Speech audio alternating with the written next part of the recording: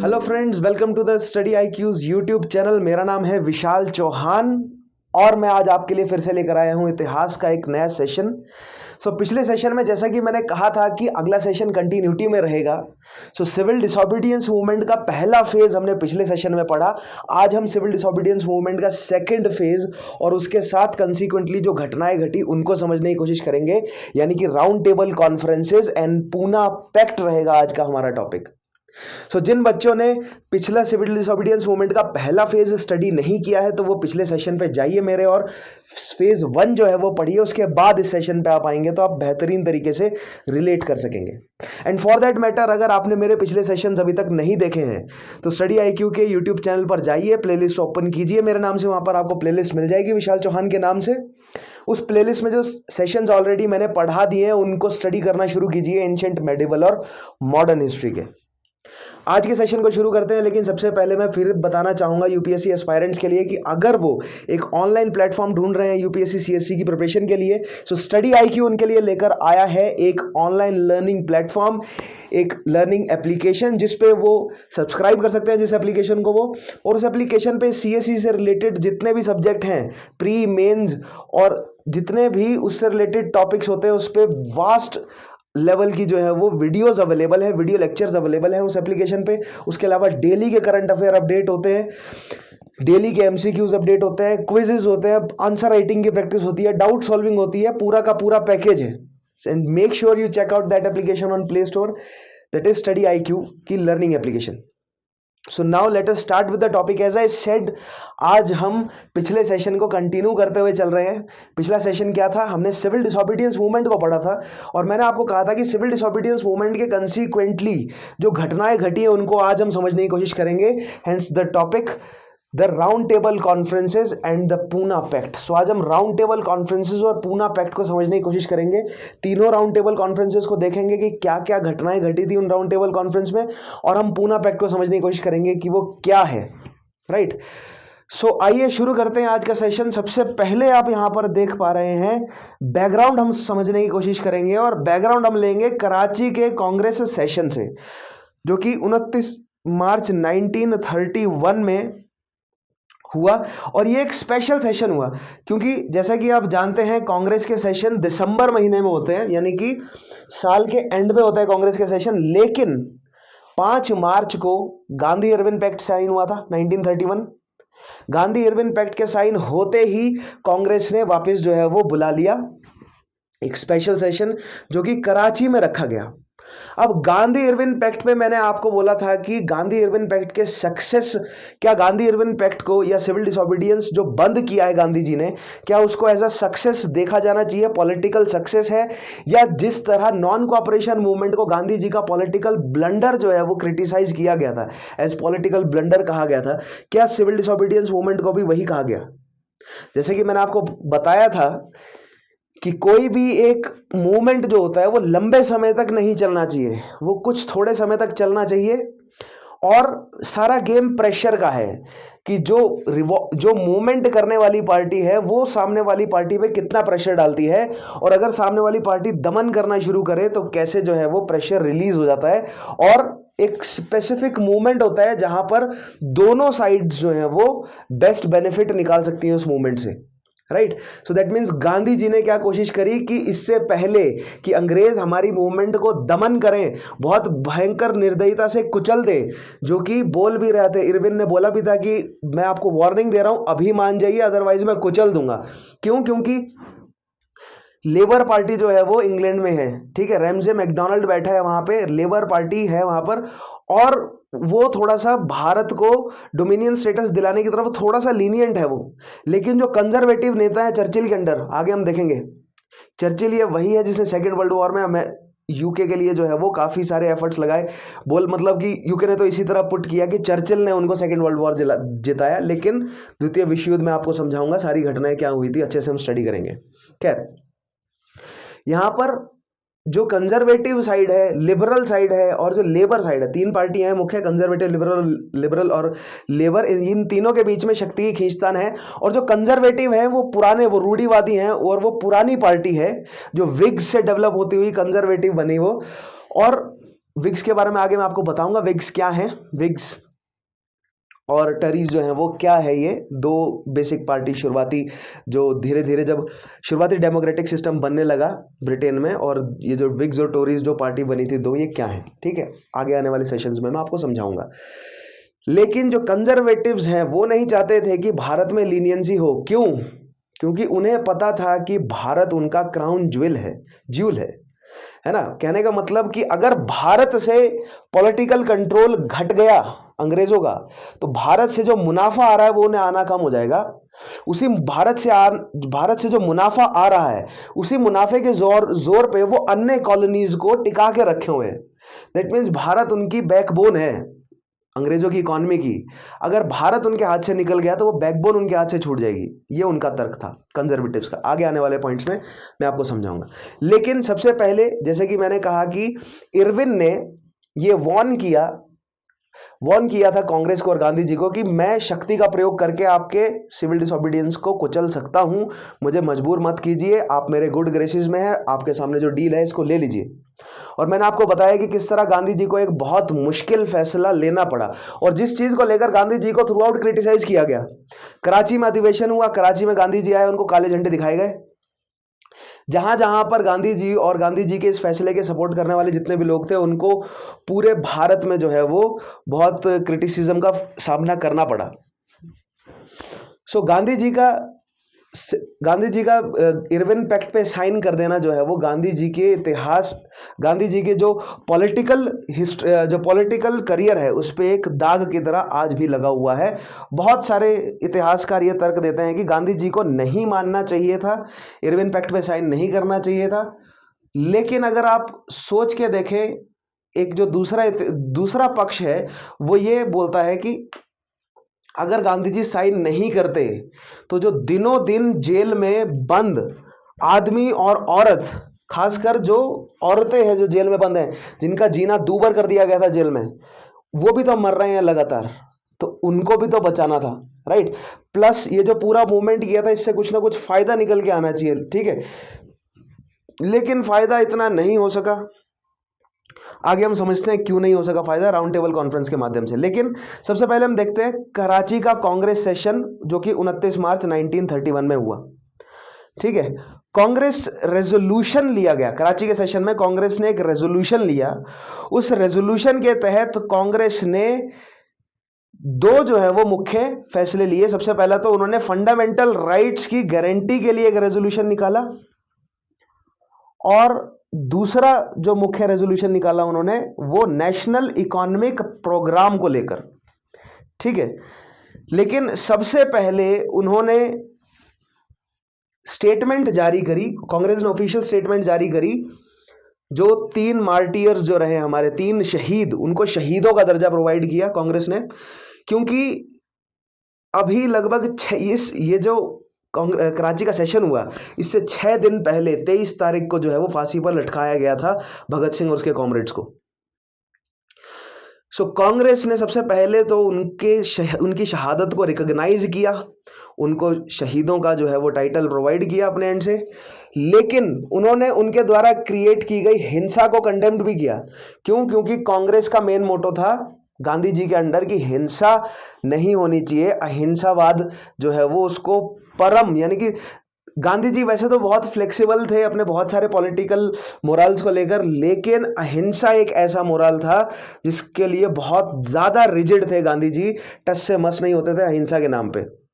और जैसे कि मैंने आपको पिछले सेशन में एक्सप्लेन भी किया, इट इज़ वेरी इंपॉर्टेंट कि अहिंसा बनी रहे, क्योंकि अगर आप हिंसा करेंगे तो अंग्रेजों के पास सुपीरियर फायर आर्म्स है, उनके पास बेटर एडमिनिस्ट्रेशन है, बेटर आर्मी है, वो चाहें तो आपको कुचल सकते हैं बहुत बुरी तरह। और उन्होंने कुचला भी, हमें एग्जाम्पल भी दिखेगा आगे इसी सेशन में आके, वो एग्जाम्पल भी बताऊंगा कि जो इरविन ने वॉर्न किया था वो विलिंगडन ने करके दिखाया। क्यों? क्योंकि लेबर पार्टी का कंट्रोल जो है वो इंग्लैंड में छूट गया, और जो कैबिनेट है वो कंजर्वेटिव्स के हाथ में आ गया, और वहां पर चर्चिल बैठा है, और चर्चिल के ऑर्डर्स पे विलिंगडन जो यहाँ पर इरविन को रिलीज करके शक्ति से, विलिंगडन जो वॉइसरॉय बैठा, और उसने किस तरह फिर दमनकारी चक्र जो है वो चलाया भारत में। सारी चीजें समझेंगे आज हम। अब देखिए यहाँ पे नेक्स्ट पॉइंट है दिल्ली पैक्ट और गांधी इरविन पैक्ट को सबसे पहले जो है वो मान्यता प्रोवाइड की गई कांग्रेस द्वारा। और कांग्रेस ने फिर से अपनी बात रखी कि पूर्ण स्वराज जो है वो हमारा मेन गोल है कांग्रेस का, और भारत को अगर रिप्रेजेंट कर रही है कांग्रेस तो भारतीयों का भी मेन एम क्या है, प्राप्त करना पूर्ण स्वराज ना। उसके अलावा कुछ रेजोल्यूशंस लिए गए फंडामेंटल राइट्स की गारंटी को लेकर और कुछ इकोनॉमिक राइट्स की गारंटी को लेकर। तो सबसे पहले रेजोल्यूशन ऑन फंडामेंटल राइट्स देखते हैं। So resolution on fundamental rights guaranteed, so that means अब कांग्रेस ने अपने आगे का उन्होंने क्या जो है वो एजेंडा रखा कि कुछ रेजोल्यूशंस हैं, फंडामेंटल राइट्स हैं उन रेजोल्यूशंस में, और कुछ इकोनॉमिक राइट्स हैं, अब वो दिलवाएंगे वो लोगों को। दैट मीन्स जो गांधी इरविन पैक्ट है उसको एज अ सक्सेस जो है वो रिकॉर्ड किया कांग्रेस ने। भले ही गांधी इरविन पैक्ट पर जो गांधी जी ने साइन किए जिसकी वजह से फांसी दी गई भगत सिंह और उसके कॉमरेड्स को, सुखदेव राजगुरु को, इस तरह डॉक्यूमेंट किया गया कि, और जो आम जनता है, जो कॉमन एनोलॉजी है, अगर आप खुद से भी पूछ के देखिए तो आपको भी लगभग इसी तरीके की इंफॉर्मेशन मिली है कि गांधी जी ने जो साइन किए उसकी वजह से फांसी लगी। लेकिन अगर आप इतिहास को थोड़ा सा स्टडी करेंगे तो आपको समझ आएगा कि फांसी तो उनको पहले से ही हो रही थी। गांधी जी ने फांसी को रोकने की कोशिश करी गांधी इरविन टॉक्स में, और गांधी जी ने अपनी एंड से पूरी कोशिश करी फांसी रुक जाए, फांसी टल जाए, लेकिन फांसी टली नहीं। अब यहां पर गांधी जी को क्रिटिसाइज ये किया जाता है कि वो चाहते तो गांधी इरविन पैक्ट पर साइन नहीं करते।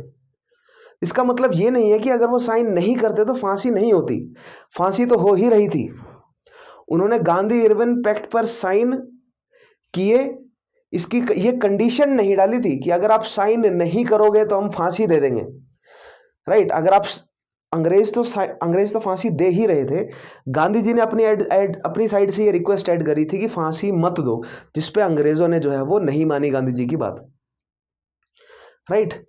सो यहां पर ये थोड़ा सा इतिहासकारों के बीच में मतभेद है, लेकिन फिर भी हाँ ये जरूर कहा जा सकता है और इस तरह गांधी जी को क्रिटिसाइज किया जा सकता है कि उन्होंने जो है वो पूरी कोशिश नहीं की। अगर की होती तो मान जाता इरविन, क्योंकि Gandhi ji was a very persuasive man. लेकिन दूसरा पक्ष ये भी है कि गांधी जी ने अपनी तरफ से पूरा ट्राई किया होगा फांसी ना लगे, लेकिन अंग्रेजी मत बना चुके थे और गांधी जी के सामने अन्य 90,000 जानों को बचाने का भी उनको मुश्किल फैसला लेना था। Hence he signed the Gandhi Irwin pact. लेकिन इसका मतलब ये नहीं है, अगर आप एक तरह से सोचें, और एक इतिहासकारों का मत भी है ये, गांधी जी के हाथ में नहीं था फांसी रुकवाना, वो केवल रिक्वेस्ट कर सकते थे, प्रेशर डाल सकते थे, और वो प्रेशर डालने की कंडीशन में भी नहीं थे। क्यों? क्योंकि सिविल डिसोबीडियंस जो है वो लगभग छिन भिन हो चुका था, और उधर से इरविन जो है वो इनफैक्ट अपर हैंड अभी अंग्रेजों के पास था। इरविन ने, वॉइसरॉय ने गांधी जी को बहुत ही हल्की सी, एक बहुत सटल सी वार्निंग दी थी कि अगर आपने हमारी शर्तें नहीं मानी तो हम फोर्स का इस्तेमाल करके आपके पूरे के पूरे जितना भी मूवमेंट चल रहा है उसको कुचल देंगे, और अगले आने वाले 20 सालों तक आप मूवमेंट नहीं कर पाएंगे। यहां पर गांधी जी को एक बहुत मुश्किल फैसला लेना था और उन्होंने फैसला लिया। खैर, कांग्रेस का क्या जवाब था इसके लिए? जैसे कि मैंने बोला कि कांग्रेस ने उनको एज अ शहीद जो है वो एक्सेप्ट किया कि वो भारत के शहीद हैं, स्वतंत्रता संग्राम में शहीद हुए हैं ये 3। और उसके बाद गांधी इरविन पैक्ट को मान्यता भी दी। खैर, जो रेजोल्यूशंस थे फंडामेंटल राइट्स के, उसमें क्या क्या गारंटी जो है वो प्राप्त करने की कोशिश करी कांग्रेस ने, अभी वो देखिए। सबसे पहले तो फ्री स्पीच और free press.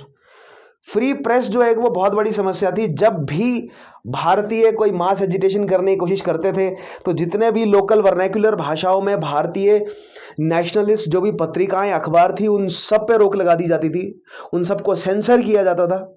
Indian press act में आपको समझाऊंगा क्या है, राइट, किस तरह प्रेस डेवलपमेंट हुआ है भारत में, वो भी मैं आपको समझाऊंगा। उसके अलावा राइट टू फॉर्म एसोसिएशंस, भारतीयों को संघ बनाने के लिए, यूनियंस और एसोसिएशंस बनाने के लिए राइट मिलना चाहिए। उसके लिए भारतीयों को एकजुट होने के लिए, असेंबल होने के लिए राइट मिलना चाहिए। नेक्स्ट चीज, यूनिवर्सल एडल्ट फ्रेंचाइज आनी चाहिए वोटिंग के लिए। दैट मीन्स ये कि वोटिंग आप करवाएं, लेकिन यूनिवर्सल एडल्ट फ्रेंचाइज के बेस पे। दैट मीन्स कि किसी भी जाति, धर्म, लिंग और किसी भी तरीके के रेस के बेस पे आप रखकर आप वोटिंग नहीं करा सकते, यूनिवर्सल हो। यानी मान लीजिए अगर किसी मुद्दे पर वोटिंग हो रही है, मान लीजिए अगर काउंसिल जो प्रोविंशियल काउंसिल है उसकी लेजिस्लेशन के लिए अगर वोटिंग हो रही है, तो सेपरेट इलेक्टोरेट क्यों?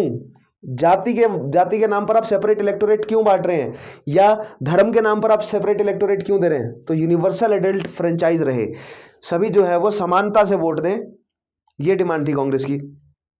उसके अलावा सभी व्यक्तियों की कास्ट, क्रीड और सेक्स के बेसिस पर इक्वल राइट्स मिले। ऐसा नहीं है कि किसी पर्टिकुलर, यानी कि यूरोपियंस को, एंग्लो इंडियंस को, क्रिश्चियंस को जो है वो छूट मिल रही है, लीनियंसी मिल रही है, राइट, और भारतीयों को बहुत बुरी तरीके से ट्रीट किया जा रहा है, जिसके खिलाफ भूख हड़ताल भी करी थी भगत सिंह और उनके कॉमरेड्स ने, और 64वें दिन उनका एक साथी जो है वो शहीद भी हो गया था उस भूख हड़ताल में, राइट। वो इसी के खिलाफ था कि जेल में किस तरह भारतीय राजनीतिक कैदियों के साथ दुर्व्यवहार किया जाता है as compare to general criminals. अगर कोई क्रिमिनल्स भी हैं अंग्रेजी या यूरोपियन, उनके मुकाबले में भारतीयों के साथ बहुत ज्यादा दुर्व्यवहार किया जाता है। सो that means equal legal rights for Indians.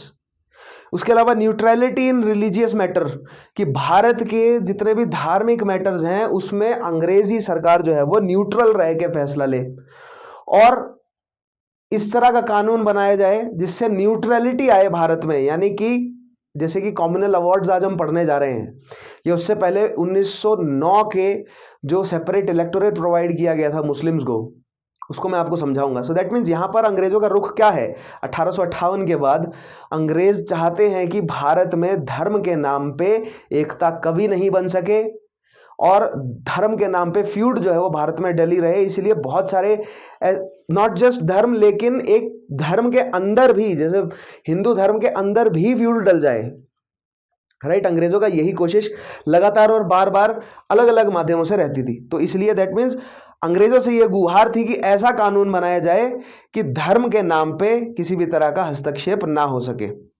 उसके अलावा प्राइमरी एजुकेशन को फ्री और कंपलसरी किया जाए। Protection to culture, language, script of minorities and linguistic groups, जो भारत की माइनॉरिटीज लिंग्विस्टिक ग्रुप्स हैं उनके कल्चर को प्रोटेक्शन मिलनी चाहिए, जो कि 1835 के बाद रद्द थी। अब यहाँ पर मैं आपको ओरिएंटलिस्ट अप्रोच सिखाऊंगा, और किस तरह अंग्रेजों ने, जो ओरिएंटलिस्ट इतिहासकार हैं, उन्होंने हिंदू इतिहास, मुस्लिम इतिहास और फिर अंग्रेजी इतिहास, इस 3 तरीके से भारत को बांट दिया है। लेकिन जब आप भारत के इतिहास को परत दर परत खोलकर देखेंगे तब आप पाएंगे कि इतना आसान नहीं है कि शुरू में हिंदू थे, फिर मुस्लिम्स थे और फिर अंग्रेज आ गए। इतना आसान नहीं है भारत का इतिहास। ये जनरल परसेप्शन हमारे दिमाग में सेट है कि पहले सभी हिंदू थे, फिर मुस्लिम्स आ गए और फिर अंग्रेज आ गए, राइट। मैंने जैसे कि आपको बताया कि वैदिक ब्राह्मणों का अलग, बुद्धिज्म, जैनिज्म अलग, उस समय 62 से ऊपर पंथ चल रहे थे। उसके अलावा शैविज्म और वैष्णविज्म का डेवलपमेंट मैं आपको सिखाऊंगा, जो न्यू सनातन धर्म है वो कैसे डेवलप हुआ। उसके अलावा राजपूतों के अलग अलग तरह के फंडामेंटल्स क्या थे, जो पठानी राजपूत हैं वो क्या हैं। उसके अलावा इस्लाम में मैं आपको अलग अलग शिया और सुन्नी में डिफरेंस सिखाऊंगा। इस्लाम में पठानों, पाश्तो, तुर्की और अरबी, इन सब के आपस में क्या क्या कॉन्फ्लिक्ट हैं। तो इतना आसान नहीं है। आप सोसाइटी को बहुत आसानी से, अंग्रेजों ने जिस तरह स्टीरियोटाइप और जनरलाइज कर दिया, भारत की सोसाइटी उससे कहीं ज्यादा कॉम्प्लेक्स है। हमें भारत की जो माइनॉरिटीज, जो ट्राइबल है भारत के, और वहां से मतलब जो ग्रामीण लेवल है उधर से भारत की सोसाइटी को समझना है। मैंने आपको बोला था ना कि मैं आपके GS1 के सोसाइटी के सब्जेक्ट को भी प्रिपेयर करूंगा, राइट। तो सोसाइटी के बारे में जब भी मैं पॉइंट्स लेकर आता हूं, ध्यान से उनको सुना कीजिए, क्योंकि उनसे मैं आधार बना रहा हूं आपका सोसाइटी को समझने का। नेक्स्ट पॉइंट देखिएगा, ये तो थे फंडामेंटल राइट्स के लिए क्या रेजोल्यूशन है। अब नेशनल इकोनॉमिक प्रोग्राम में क्या रेजोल्यूशंस शामिल थे। अब यहां पर इसमें कोई डिनाइंग नहीं है कि अंग्रेजों ने भारतीयों के रिसोर्सेज को ड्रेन किया, भारतीयों को ना ही केवल इकोनॉमिकल रूप पे कमजोर किया बल्कि क्रिपल कर दिया पॉलिटिकल तौर पे भी। लेकिन कांग्रेस की डिमांड क्या थी कि अब भारत, इस कराची के रेजोल्यूशन की इंपॉर्टेंस क्या है कांग्रेस के इंडियन नेशनल कांग्रेस के इतिहास में, या not just Indian national Congress के इतिहास में लेकिन भारत की मॉडर्न हिस्ट्री में भी क्या इसका रोल है कि कराची के अधिवेशन से पहली बार जो कांग्रेस है उसने स्वराज का जो ट्रू मीनिंग है वो जनता को बताया इन दो रेजोल्यूशंस के माध्यम से कि हमें फंडामेंटल राइट्स भी लेके आने हैं सभी जनता के लिए और इकोनॉमिकली स्ट्रांग करना है। सो दैट मीन्स यहां पर जो रिकॉग्निशन प्रोवाइड किया इस कॉन्सेप्ट को कि पॉलिटिकल शक्ति तो हमें स्ट्रांग करनी ही है भारतीयों की, उसके अलावा भारतीयों की इकोनॉमिक कंडीशन को भी इंप्रूव करना है। इन दोनों चीजों का जो जोड़ हमें कहां देखने को मिलता है, कराची के अधिवेशन में। ठीक है, तो यहां पर इकोनॉमिक प्रोग्राम के लिए क्या रेजोल्यूशन लिया गया? सबसे पहले आप देख रहे हैं substantial reduction in rent and revenue in case of land holders and peasants. कहने का मतलब ये कि जो लैंड होल्डर्स थे जो कि पीजेंट्स को उधार पे या ठेके पे जमीन दिया करते थे खेती करने के लिए।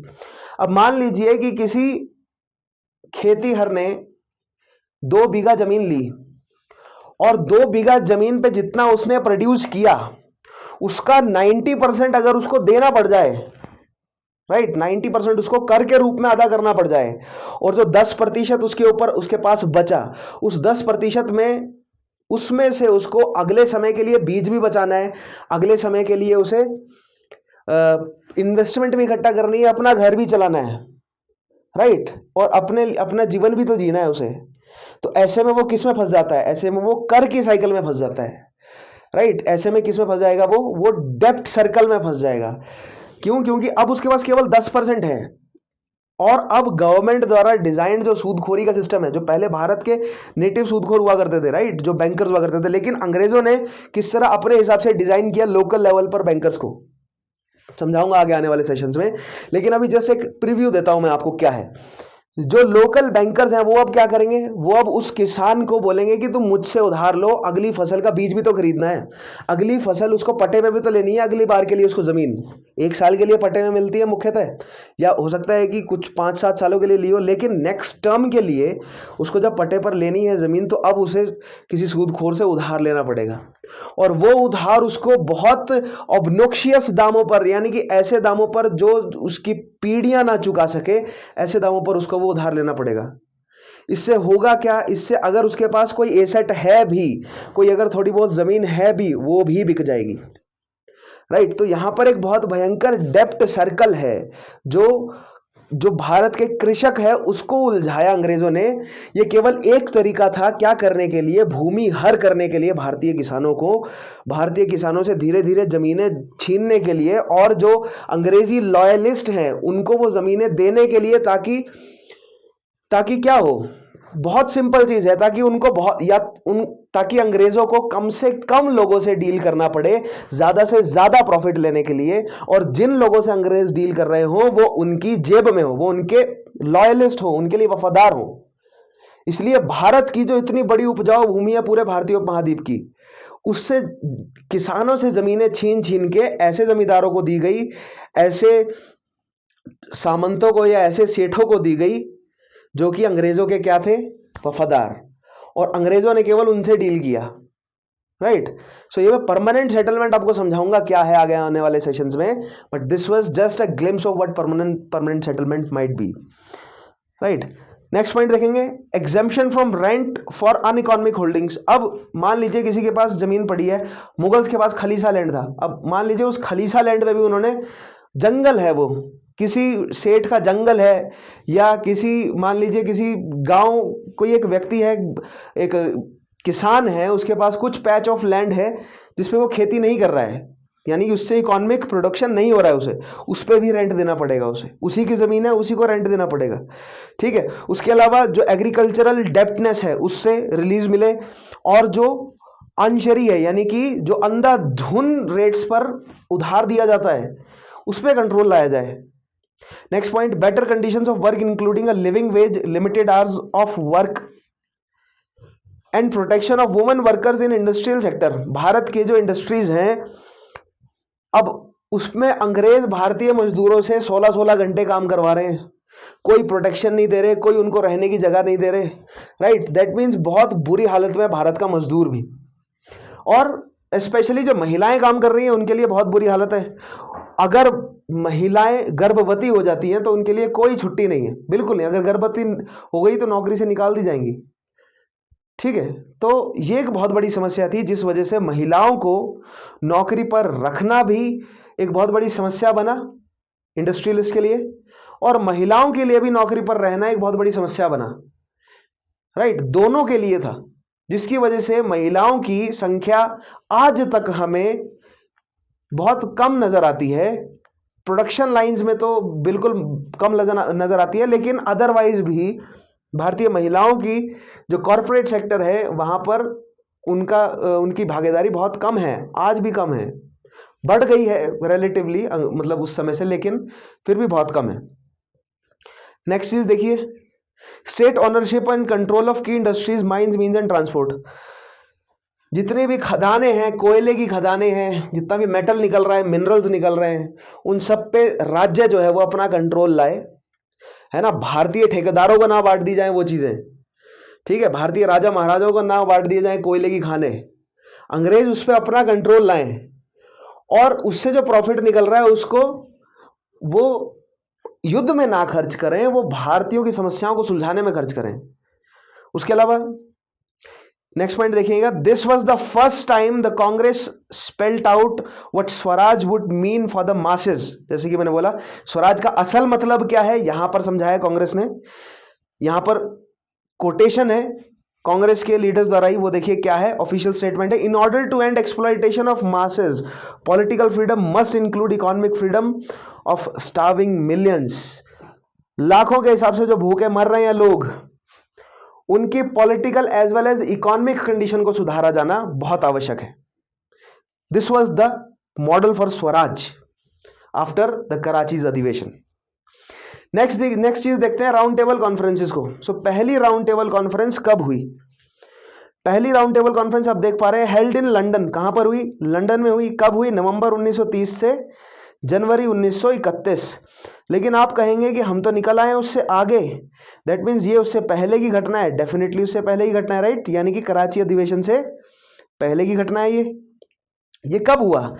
ये जब सिविल डिसोबीडियंस मूवमेंट चल रहा था, उसी दौरान लगभग सितंबर के आसपास जो साइमन कमीशन है उसने अपनी रिपोर्ट प्रिपेयर करी। साइमन कमीशन जो आया था उसने जो रिपोर्ट प्रिपेयर करनी थी, उस रिपोर्ट के बेसिस पे राउंड टेबल कॉन्फ्रेंस में बहस होनी थी और डिस्कशन होना था कि भारत के लिए जो डोमिनियन स्टेटस दिया जाएगा वो कैसे दिया जाएगा। दिस वाज द ये जो डेक्लेरेशन, एक ऑफर भी था किसका, इरविन का, उसमें भी इसने ये बात बोली थी 1919 के काउंसिल एक्ट का हवाला देते हुए। ठीक है, so first round table conference हुई नवंबर 1930 जनवरी 1931। किसके द्वारा ओपन की गई?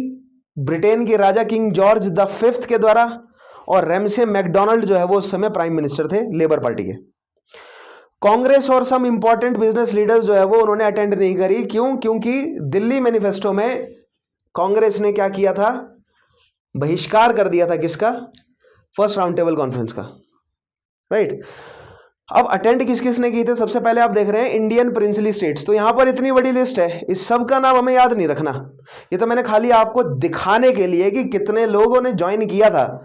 तो यहां पर जैसा कि आप देख पा रहे हैं, Maharaja of Alwar, Maharaja of Baroda, Nawab of Bhopal, Maharaja of Bikaner and so on, इन सब राजाओं ने, प्रिंसली स्टेट के राजाओं ने अटेंड की थी। दैट मीन्स ये सब राजा लोग हैं।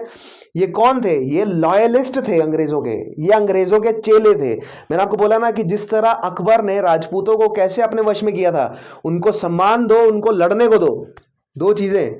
तो उन्होंने, अकबर ने क्या किया? राजपूतों को युद्ध में एंगेज किया और उनको टाइटल्स बांटे, उनको मनसबदार बनाया इंपॉर्टेंट पोस्ट पे, राइट।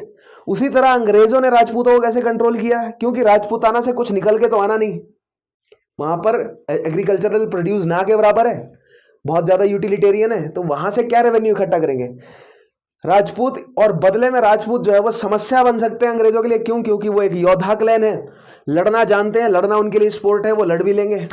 सो दैट मीन्स राजपूतों को एंगेज रखना, राजपूतों को लड़कर जीतना। मैंने आपको समझाया था ना कि किन के साथ अंग्रेज लड़कर जीते, किन को अंग्रेजों ने सब्सिडरी अलायंस के माध्यम से मनाया, और किस पर फिर डॉक्ट्रिन ऑफ लैप्स लगाकर कब्जा ही कर लिया। तो राजपूतों को सब्सिडरी अलायंस के माध्यम से अंग्रेजों ने अपने साथ जोड़ा। उनको बिल्कुल मीठी गोली खिलाई, सम्मान की। किसी को 11 तोपों की सलामी दी जा रही है, किसी को 12 तोपों की, मैक्सिमम 21 तोपों की सलामी। और सभी राजपूत राजाओं में ये होड़ लगी रहती थी कि कौन सबसे ज्यादा जो है वो सलामी लेगा, कौन अंग्रेजी रीजेंसी में उसका ओहदा ऊपर होगा, किसका वायसराय के साथ उठना बैठना होगा, कौन अंग्रेजों की मीटिंग्स में और अंग्रेजों की पार्टियों में जाएगा। राजपूत लोगों को इस चीज में, क्योंकि राजपूतों के लिए बहुत सम्मान की बात थी, राइट, सम्मान उनको मिले, जहां पर राजपूत उस साइड झुक जाते। तो अंग्रेजों ने ये खेल खेला राजपूतों के साथ, और इसीलिए हमें यहां पर नॉट जस्ट राजपूत, लेकिन जो नवाब है, यानी कि जो मुस्लिम नोबिलिटी है after the decline of Mughals, चाहे वो अफगानी हो, चाहे वो तुर्की हो, चाहे वो शिया हो, शिया नोबिलिटी हो, यानी कि जो भी थे नोबेल, मुस्लिम जो नोबेल्स थे वो भी इसमें शामिल हैं। नॉट जस्ट मुस्लिम, मराठा भी शामिल है यहाँ पर। आपको सिख नोबिलिटी भी देखने को मिलेगी, राइट। दक्षिण भारत के नोबल्स भी आपको देखने को मिल जाएंगे ना। उसके अलावा मुस्लिम लीग की बात करें तो इनके एंड से आगा खान द थर्ड, जो कि लीडर थे ब्रिटिश इंडियन डेलीगेशन के। याद रखना है, ये पॉइंट बहुत इंपॉर्टेंट है। बनता है सवाल ये कि पहली राउंड टेबल कॉन्फ्रेंस में ब्रिटिश इंडियन डेलीगेशन के लीडर कौन थे मुस्लिम लीग की तरफ से, तो आगा खान है उन व्यक्ति का नाम। उसके अलावा मौलाना Mohammad Ali Jauhar, Mohammad Shafi, Mohammad Ali Jinnah, Mohammad Zafarullah Khan and so on, ये सब लोग जो है वो इन्होंने अटेंड किया मुस्लिम लीग की तरफ से। नेक्स्ट देखते हैं, हिंदू महासभा की तरफ से अन्य कांग्रेस ने अटेंड करने से मना कर दिया, बड़े बड़े बिजनेसमैन ने भारत के अटेंड करने से मना कर दिया, लाइक जेआरडी टाटा नहीं थे पहली राउंड टेबल कॉन्फ्रेंस में, ठीक है। लेकिन और बहुत सारी पार्टी थी। मैं ये बताना चाहता हूं कि केवल कांग्रेस ही नहीं थी एक्टिव शक्ति उस समय, और भी बहुत सारी शक्तियां थी, जिनमें से प्रिंसली एक बहुत बड़ा हिस्सा था, राइट। प्रिंसली शासक एक बहुत बड़ा हिस्सा था और वो अंग्रेजों के लॉयलिस्ट थे।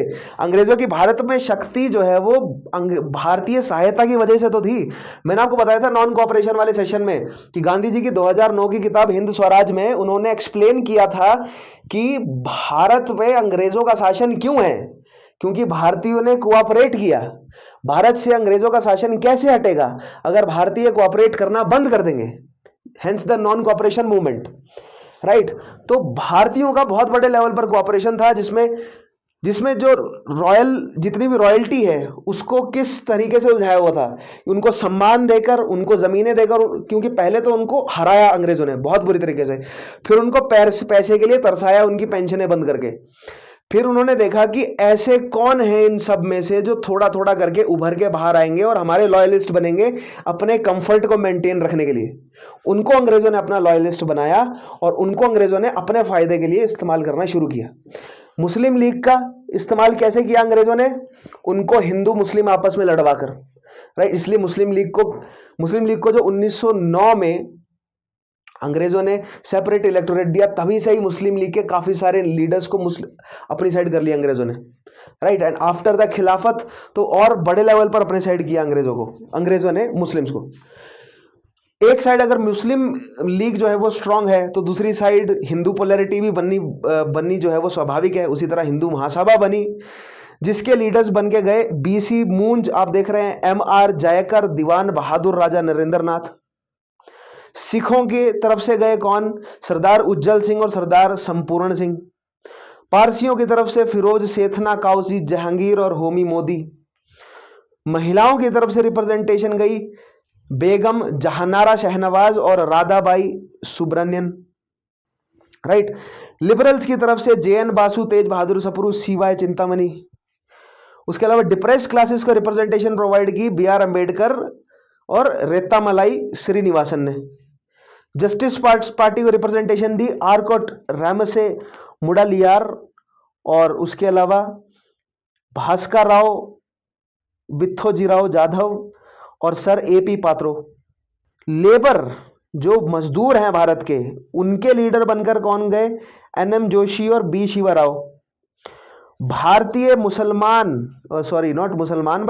भारतीय क्रिश्चियंस और एंग्लो इंडियंस को रिप्रेजेंटेशन किसने दी? KT पॉल, और एंग्लो इंडियंस को हेनरी गिडनी। उसके अलावा आप देख रहे हैं नेक्स्ट, यूरोपियंस को रिप्रेजेंटेशन दी गई किसके द्वारा? Sir Hubert Carr, sir Oscar de Glanville, TV Gavin Jones, CE Wood, landlords को रिप्रेजेंटेशन, उसके अलावा लैंडलॉर्ड्स की रिप्रेजेंटेशन भी थी। सो दैट मीन्स ये इन सारे के माध्यम से मैं बताना क्या चाहता हूं कि केवल कांग्रेस ही प्रोमिनेंट शक्ति नहीं थी अकेली। कांग्रेस, आप कह सकते हैं कि कांग्रेस का विस्तार सबसे बड़ा था, लेकिन अंग्रेजों के तरफ, अंग्रेजों के पास भी ऐसा वर्ग था जो अंग्रेजों के लिए बहुत कुछ कर सकता है, जो कि सबसे पहले तो राजे महाराजे, मुस्लिम लीग और ये सारी चीजें मैंने आपको बताई, ये सारे लोग जो हैं वो अंग्रेजों की तरफ झुके हुए थे। वो दूसरी साइड थी कांग्रेस और कांग्रेस के कुछ सपोर्टर्स, ठीक है, और अन्य भी कुछ पार्टियां थी जो वहां पर भी झुकी हुई थी, ठीक है। तो यहां पर सवाल क्या बनता है कि किस ग्रुप के किस लीडर ने रिप्रेजेंट किया है पहली राउंड टेबल कॉन्फ्रेंस में। दैट मींस महिलाओं की रिप्रेजेंटेशन किसने करी, दलितों की रिप्रेजेंटेशन किसने करी, मुस्लिम्स की रिप्रेजेंटेशन किसने करी, पारसियों की रिप्रेजेंटेशन किसने करी, यह सवाल बनता है इन सारे पॉइंट से। नेक्स्ट में देखते हैं गवर्नमेंट ऑफ इंडिया यानी भारतीय अंग्रेजी सरकार की तरफ से कौन गया, तो नरेंद्र नाथ लॉ एक आईसीएस थे, ये इंपीरियल सिविल सर्वेंट। उसके अलावा भूपेंद्र नाथ मित्रा, सीपी रामस्वामी अय्यर, एम रामचंद्र राव, इन्होंने गवर्नमेंट ऑफ इंडिया को रिप्रेजेंट किया, भारतीय सरकार को। आउटकम क्या निकला, आउटकम कुछ नहीं निकला इस पहली कॉन्फ्रेंस का। क्यों? क्योंकि जो सबसे बड़ी मेजर पार्टी थी, जो पॉलिटिकल पार्टी थी, वो थी कांग्रेस, और कांग्रेस की गैर मौजूदगी की वजह से कोई ठोस फैसला नहीं लिया जा सकता था।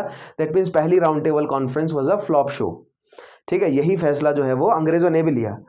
सो जब पहली round table conference flop show हुई, तब जाकर जो है वो गांधी इरविन पैक्ट हुआ। उसके बाद सेकेंड राउंड टेबल कॉन्फ्रेंस में इन्वाइट किया गया कांग्रेस को, और सेकेंड राउंड टेबल कॉन्फ्रेंस जो कि लंदन में ही हुई सितंबर 7, 1931 से दिसंबर 1, 1931 तक, जिसमें इंडियन नेशनल कांग्रेस ने नॉमिनेट किया गांधी जी को एज अ रिप्रेजेंटेटिव, और गांधी जी के साथ ए रंगस्वामी अय्यंगार, मदन मोहन मालवीय भी वहां पर मौजूद थे। सेकेंड राउंड टेबल कॉन्फ्रेंस देखते हैं। जिस तरह पहली राउंड टेबल कॉन्फ्रेंस में अन्य ग्रुप भी थे, उसी तरह सेकेंड राउंड टेबल कॉन्फ्रेंस में Muslim, Hindu, liberal, Justice Party, depressed और सिख सारी रिप्रेजेंटेशंस वहां पर मौजूद थी। मुस्लिम्स की तरफ से फिर से आगा खान जो है वो एक रिप्रेजेंटेशन की तरह, डेलीगेशन का जो रिप्रेजेंटेशन है, जो हेड है, उनकी तरह उन्होंने एक्ट किया। मोहम्मद अली जिन्ना मौजूद थे। उसके अलावा हिंदुओं की तरफ से M R Jayakar, B S Moonje, Diwan बहादुर राजा नरेंद्र नाथ, लिबरल्स की तरफ से J N Basu, CY Chintamani, right, Sapru साहब। उसके अलावा जस्टिस पार्टी की तरफ से राजा ऑफ बोबी जी, उसके अलावा Arcot Ramaswami Mudaliar, sir A P Patro. Depressed classes का रिप्रेजेंटेशन बी आर अंबेडकर और रेत्ता मलाई श्रीनिवासन। अब ध्यान रखिएगा, बी आर अंबेडकर का नाम हमें याद रह जाता है कि डिप्रेस्ड क्लासेस को रिप्रेजेंट किया राउंड टेबल कॉन्फ्रेंसेस में बी आर अंबेडकर ने, लेकिन आप एक नाम और ध्यान रखेंगे, रेत्ता मलाई श्रीनिवासन, ठीक है। यह नाम भी आपको याद रखना जरूरी है क्योंकि इस पर भी सवाल बनता हुआ देखा है मैंने। उसके अलावा सिखों का रिप्रेजेंटेशन उज्जैल सिंह, सरदार संपूर्ण सिंह। तो ये सारे पॉइंट्स हमें ध्यान रखने हैं। इनमें से जो मुख्य मुख्य रिप्रेजेंटेटर्स हैं केवल उनको ध्यान रखिए। देखिए सवाल किस तरह बनता है, एग्जामिनर सवाल ये डालता है कि किसने अटेंड किया, और दूसरा सवाल ये बनता है कि किसने अटेंड नहीं किया। तो 4-5 नाम दे सकते हैं वो, या मान लीजिए कि 4 ऑप्शन दिए, हर एक ऑप्शन में 5-5 नाम थे, उनमें से यह बताना है कि कौन सा मौजूद नहीं था, कौन से वाला गलत है, कौन सा वाला सही है। तो कॉम्प्लिकेट करने के लिए कई तरीके से पुट किया जा सकता है सवाल, लेकिन इस पे सवाल बन जरूर सकता है, ठीक है। ऐसा नहीं है कि इस पे सवाल नहीं बन सकता। Now second round table conference में आगे बढ़ते हैं हम। सबसे पहले हमने पार्टिसिपेशन देखी, उसके अलावा पारसियों की, इंडियन क्रिश्चियन इंडस्ट्रियलिस्ट इस बार घनश्याम दास बिरला ने, और पुरुषोत्तम दास ठाकुर दास, मैकेंजी दादा बॉय, ये इंडस्ट्रियलिस्ट याद रखेंगे। इन इंडस्ट्रियलिस्ट ने second round table conference join करी। क्यों? ये भारत के उस समय के सबसे बड़े इंडस्ट्रियलिस्ट थे। इन्होंने सेकंड राउंड टेबल कॉन्फ्रेंस क्यों ज्वाइन करी? क्योंकि कांग्रेस ने भी ज्वाइन करी, they were also the supporters of Congress. अब कांग्रेस पूरे भारत में फैली हुई है, तो कांग्रेस के लिए बैकअप भी तो होना चाहिए ना। कांग्रेस को फाइनेंशियल सपोर्ट कौन दे रहा है? तो ये एक सिम्बायोटिक रिलेशन है कि कांग्रेस का फाइनेंशियल सपोर्ट जो है वो इन बड़े बिजनेसमैन की तरफ से शुरुआत से है। जीआरडी टाटा काफी समय से जुड़े रहे कांग्रेस के मेंबर बनके। उसके अलावा लेबर्स की तरफ से रिप्रेजेंटेशन, इंडियन वुमेन की तरफ से सरोजनी नायडू बेगम, यहां पर सरोजनी नायडू ने ज्वाइन किया क्योंकि कांग्रेस है, राइट, तो इंडियन वुमेन को भी रिप्रेजेंट किया उन्होंने। गवर्नमेंट ऑफ इंडिया की तरफ से सीपी रामास्वामी अय्यर, नरेंद्र नाथ लॉ और एम रामचंद्र राव। और दूसरी तरफ अंग्रेजों की तरफ से कौन था, ध्यान दीजिएगा यहां पे, अंग्रेजों के राइट विंग या अंग्रेजों के कंजर्वेटिव जो है वो, उनको लीड किया चर्चिल ने, विंस्टन चर्चिल, जिसने ब्रिटिश गवर्नमेंट में ये स्ट्रॉन्ग ऑब्जेक्शन रखी कि हमने राउंड टेबल कॉन्फ्रेंस में बुलाया ही क्यों है कांग्रेस को, हम अपने साथ इनको बिठाई क्यों रहे हैं। जैसे कि मैंने समझाया ना कि अंग्रेजों के लिए भारत क्यों जरूरी है, अंग्रेजों के लिए भारत इसलिए जरूरी है क्योंकि अगर भारत उनके हाथ से निकल गया तो अंग्रेजों की सारी कॉलोनीज जो है वो बिखर जाएंगी, क्योंकि भारत से आने वाले रेवेन्यू पर उन्होंने, क्योंकि शुरुआत में सबसे ज्यादा रेवेन्यू भारत से निकला, इसलिए भारत से आने वाले रेवेन्यू के बेस पर उन्होंने अपने बाकी सारे पॉलिटिकल एक्सपेंशन को बेस किया।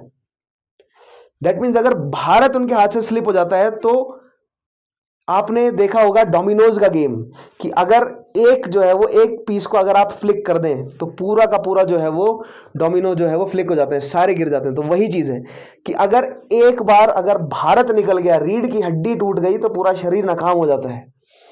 ठीक है, तो वही कुछ विंस्टन चर्चिल ने भी कहा कि हम भारत को नहीं छोड़ सकते और उनको अपने साथ में नहीं बिठा सकते।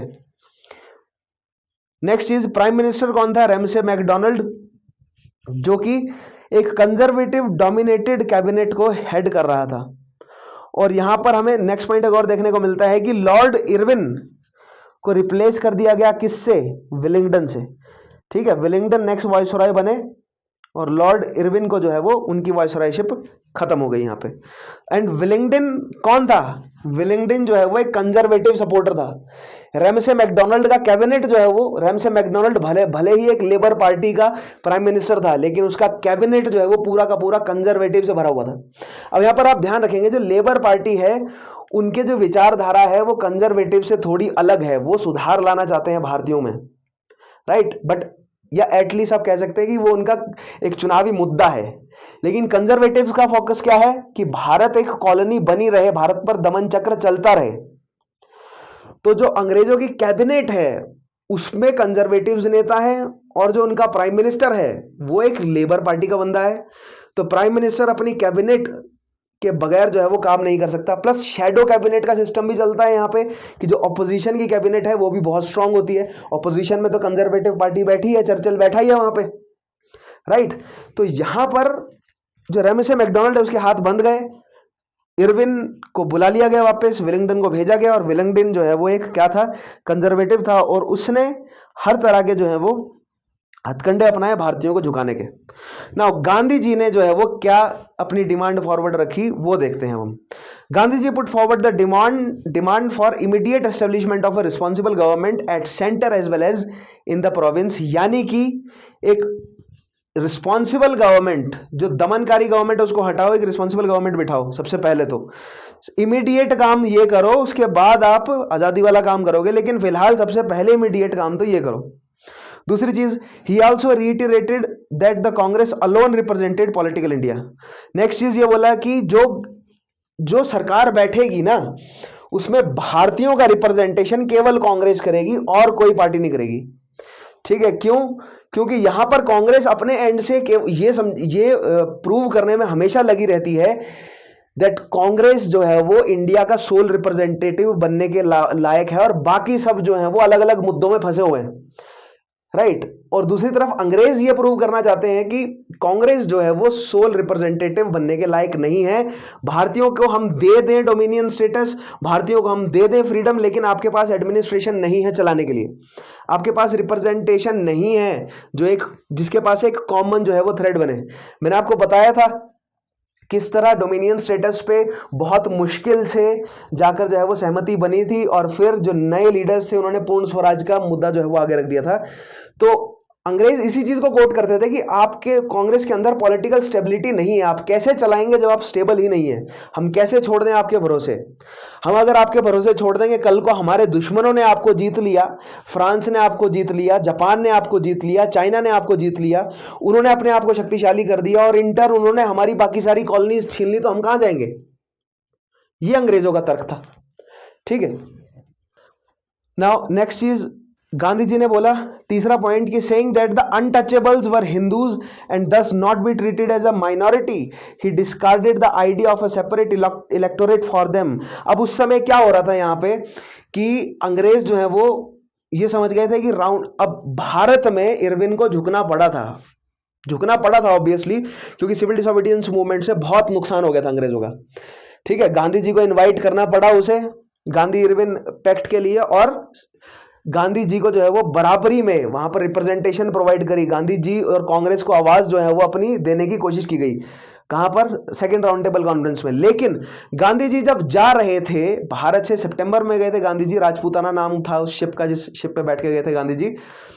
गांधी जी ने जाते वक्त ये स्टेटमेंट दी थी कि मुझे कोई खास उम्मीद नहीं है, मुझे कोई खास उम्मीद नहीं है इस राउंड टेबल कॉन्फ्रेंस से, क्योंकि मैं जानता हूं अंग्रेजों की तासीर को कि वो कोई ना कोई ऐसा मुद्दा लेकर वहां बैठे होंगे कि हम जो फ्रीडम का मुद्दा लेकर यहां से जो जा रहे हैं, या जो एक रिस्पॉन्सिबल गवर्नमेंट का जो सिस्टम हम एस्टेब्लिश करने का मुद्दा यहां से लेकर जा रहे हैं, अंग्रेज उस चीज को फ्लिप कर देंगे।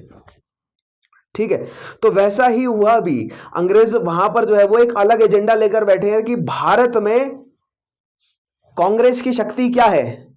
कांग्रेस की शक्ति गांधी जी के हाथ में क्या थी? भारत की जनता को जोड़ना। नॉन कॉपरेशन मूवमेंट में हमने क्या देखा? हिंदू और मुस्लिम एकता को इस्तेमाल किया गांधी जी ने और ग्राउंड लेवल से लोगों को जोड़ा। सिविल डिसोबीडियंस में हमने क्या क्या देखा कि सिविल डिसोबीडियंस की प्रिपरेशन में गांधी जी पहले से ही लगे हुए थे और ग्राम ग्राम जाकर लोगों को इकट्ठा किया गांधी जी ने। राइट, दैट मीन्स वहां पर रूरल जो पॉपुलेशन है, जो पीजेंट्री जनसंख्या है, वो बहुत बड़े लेवल तक जुड़ी। ठीक है, अब अंग्रेजों को यही चीज तोड़नी थी। अब अंग्रेज गांव गांव जाकर तो परसुएड नहीं कर सकते भारतीयों को, तो अंग्रेजों के पास क्या रह जाता है चारा कि धर्म को सोसाइटी में जो अलग अलग डिसइंटीग्रेशन है उसको एज अ पॉलिटिकल वेपन की तरह यूज किया जाए।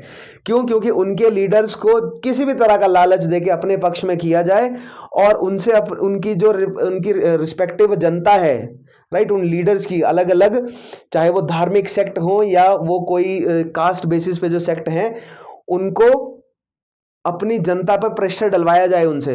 राइट, उनके लीडर्स को अपनी जेब में रखे अंग्रेज और उनके लीडर्स अपनी जनता पर प्रेशर डालें और अनएकता भारत में बनी रहे। वही चीज जो है वो राउंड टेबल कॉन्फ्रेंस में हुई। अंग्रेजों ने क्या पत्ता खेला वहां पे कि हम सेपरेट इलेक्टोरेट देने की सोच रहे हैं।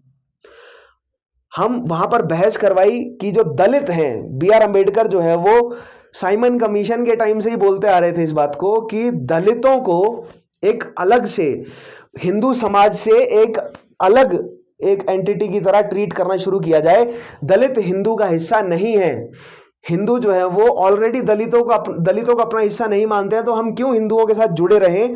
दलितों को एक अलग पॉलिटिकल एंटिटी, एक माइनॉरिटी, एक एंटिटी के रूप में ट्रीट करना शुरू किया जाए and give them separate electorates.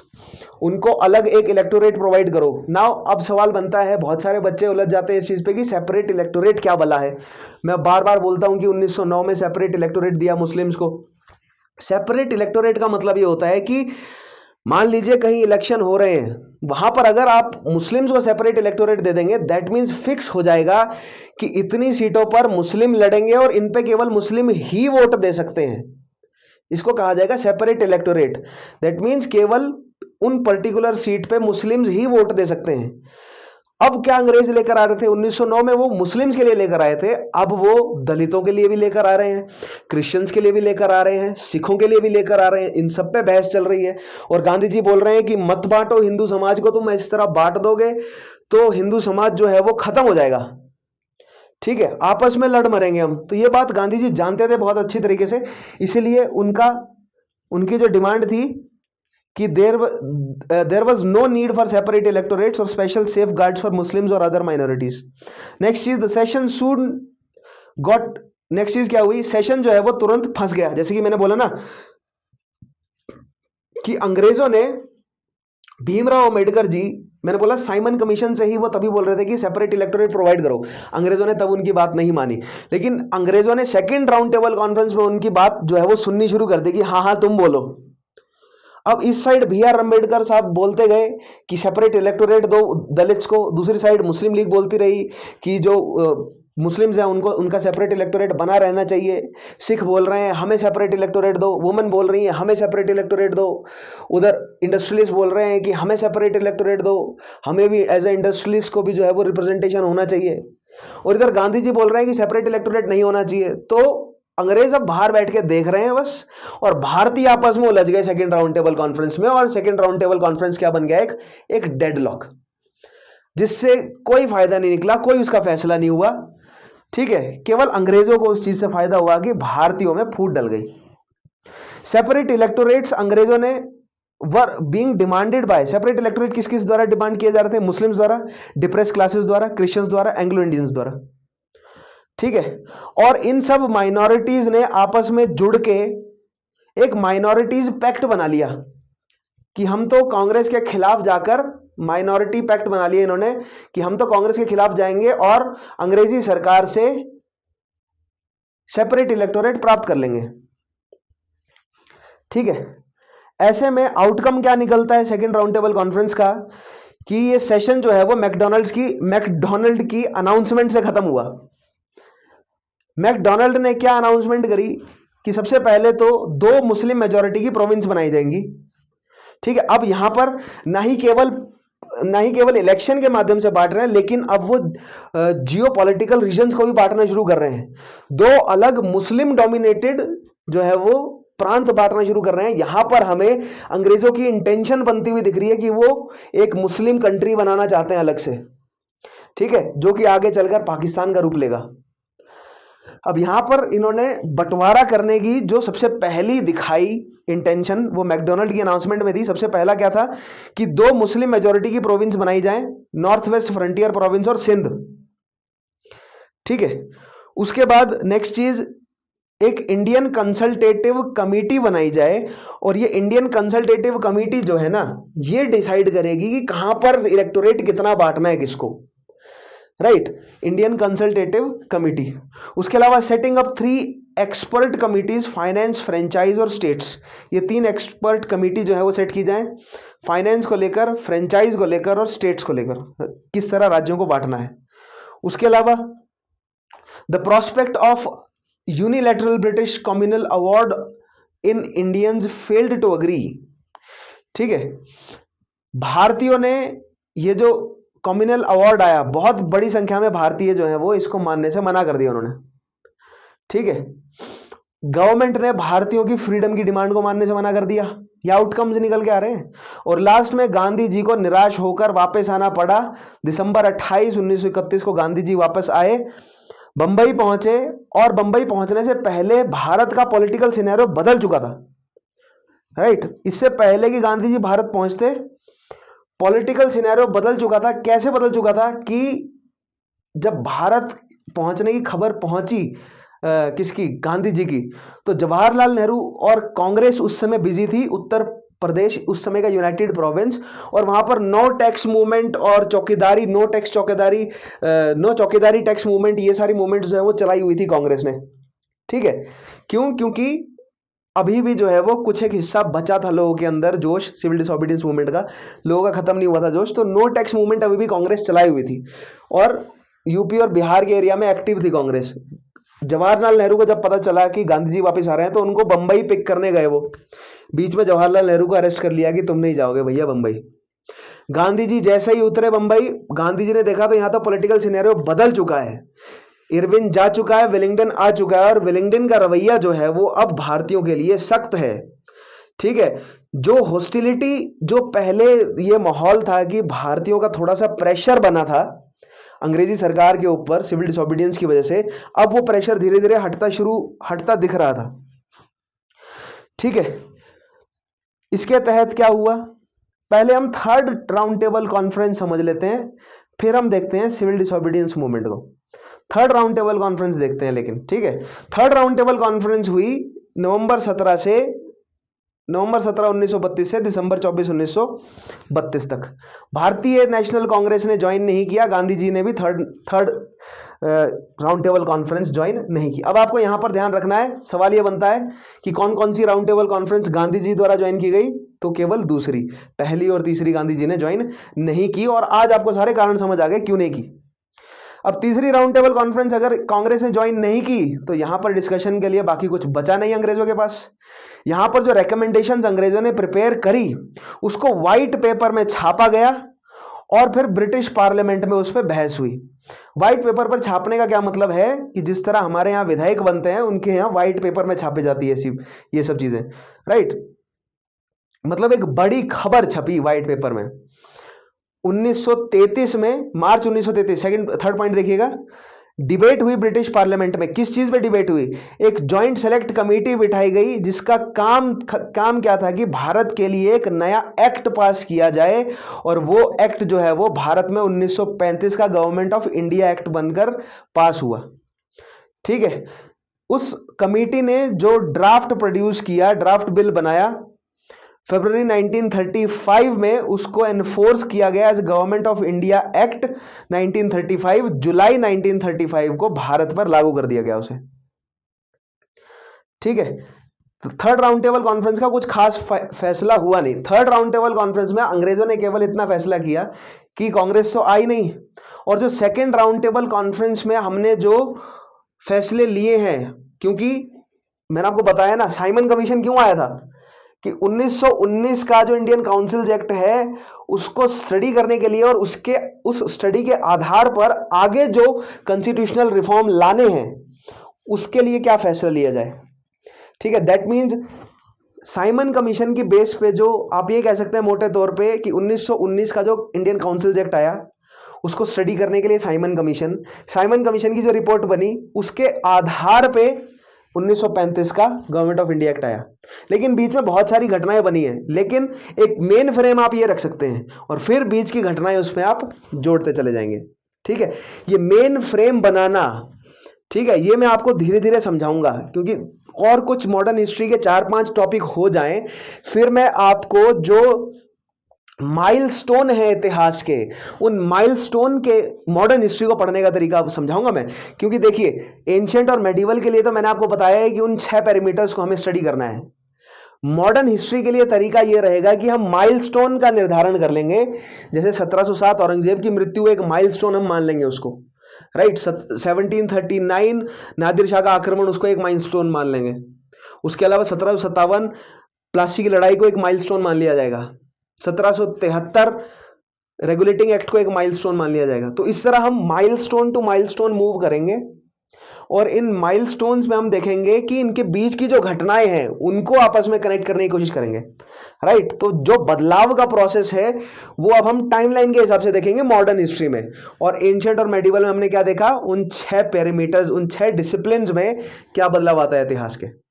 ठीक है, तो ये अलग अलग हमारी अप्रोच रहेगी। मॉडर्न के लिए थोड़ी अप्रोच अलग हो जाती है। खैर, नेक्स्ट पॉइंट देखिएगा, थर्ड राउंड टेबल कॉन्फ्रेंस का कुछ फैसला नहीं निकला।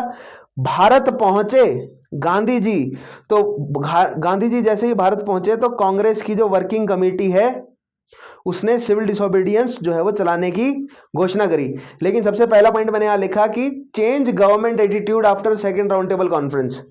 जो मैंने आपको पहले ही बताया था कि सेकंड राउंड टेबल कॉन्फ्रेंस के बाद गवर्नमेंट का एटीट्यूड जो है वो बदल गया, भारतीयों की तरफ अग्रेसिव हो गए वो। ठीक है, नाउ नेक्स्ट पॉइंट देखते हैं, उनकी भारतीयों के लिए क्या कंसीडरेशन थी। There were 3 main consideration in British policy. जो मैंने आपको बोला ना कि उनका रवैया बदल गया, तो वो बदले हुए रवैये को समझते हैं। आइए, ऑलराइट, अब हम देखते हैं ब्रिटिश पॉलिसी को। सबसे पहला पॉइंट है, Gandhi would not be permitted to build up the tempo for a mass movement again. यानी गांधी जी को हमें एंगेज रखना है। अंग्रेजों की पॉलिसी ये थी कि गांधी जी को अब हम एंगेज रखेंगे। गांधी जी अब ज्यादा लोगों को नहीं जोड़ पाएंगे वो, इसलिए उनको तुरंत से पहले अरेस्ट किया जाए, जो कि अंग्रेजों ने किया भी। Second point, goodwill of the Congress was not required but the confidence of those who supported the British against the Congress. That means ये कि मॉडरेट फेज में कांग्रेस के, अंग्रेजों को कांग्रेस की जरूरत रहती थी क्योंकि बहुत सारे काम भारतीयों से निकलवाने थे। तो जो कांग्रेस के नेता थे उनको जो है वो अपने साथ जोड़ के रखना जरूरी था। जिस तरह मुस्लिम लीग पहले मॉडरेट, जो कांग्रेस के मॉडरेट नेता हैं उनको जोड़ के रखा। फिर जब कांग्रेस धीरे धीरे एक्सट्रीमिज्म की तरफ बढ़ी तो उन्होंने फिर किसको जोड़ा, मुस्लिम लीग को अपनी तरफ जोड़ा।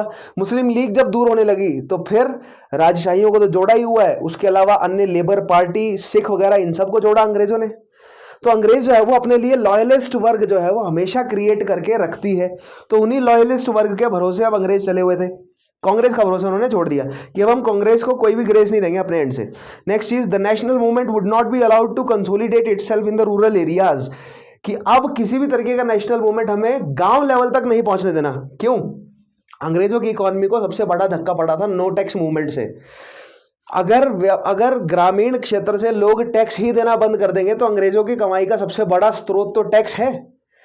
सो इसीलिए अंग्रेजों को पता था कि ग्रामीण लेवल तक इस मुहिम को हमें नहीं पहुंचने देना है, टैक्स जो है वो हमें कलेक्ट करना है, इसलिए जो रूरल पॉपुलेशन है वो नहीं जुड़नी चाहिए।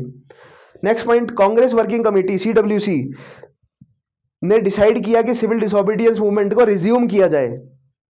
तो यहां पर सवाल यह बनता है कि सिविल डिसोबीडियंस मूवमेंट कब से कब तक चला? तो 2 फेज चले सिविल डिसोबीडियंस मूवमेंट के। पहला दांडी मार्च से कहां तक? गांधी इरविन पैक्ट तक। और दूसरा गांधी जी की सेकंड राउंड टेबल कॉन्फ्रेंस की वापसी से 34 तक, 1934 तक, जब तक गांधी जी ने वापस नहीं ले लिया।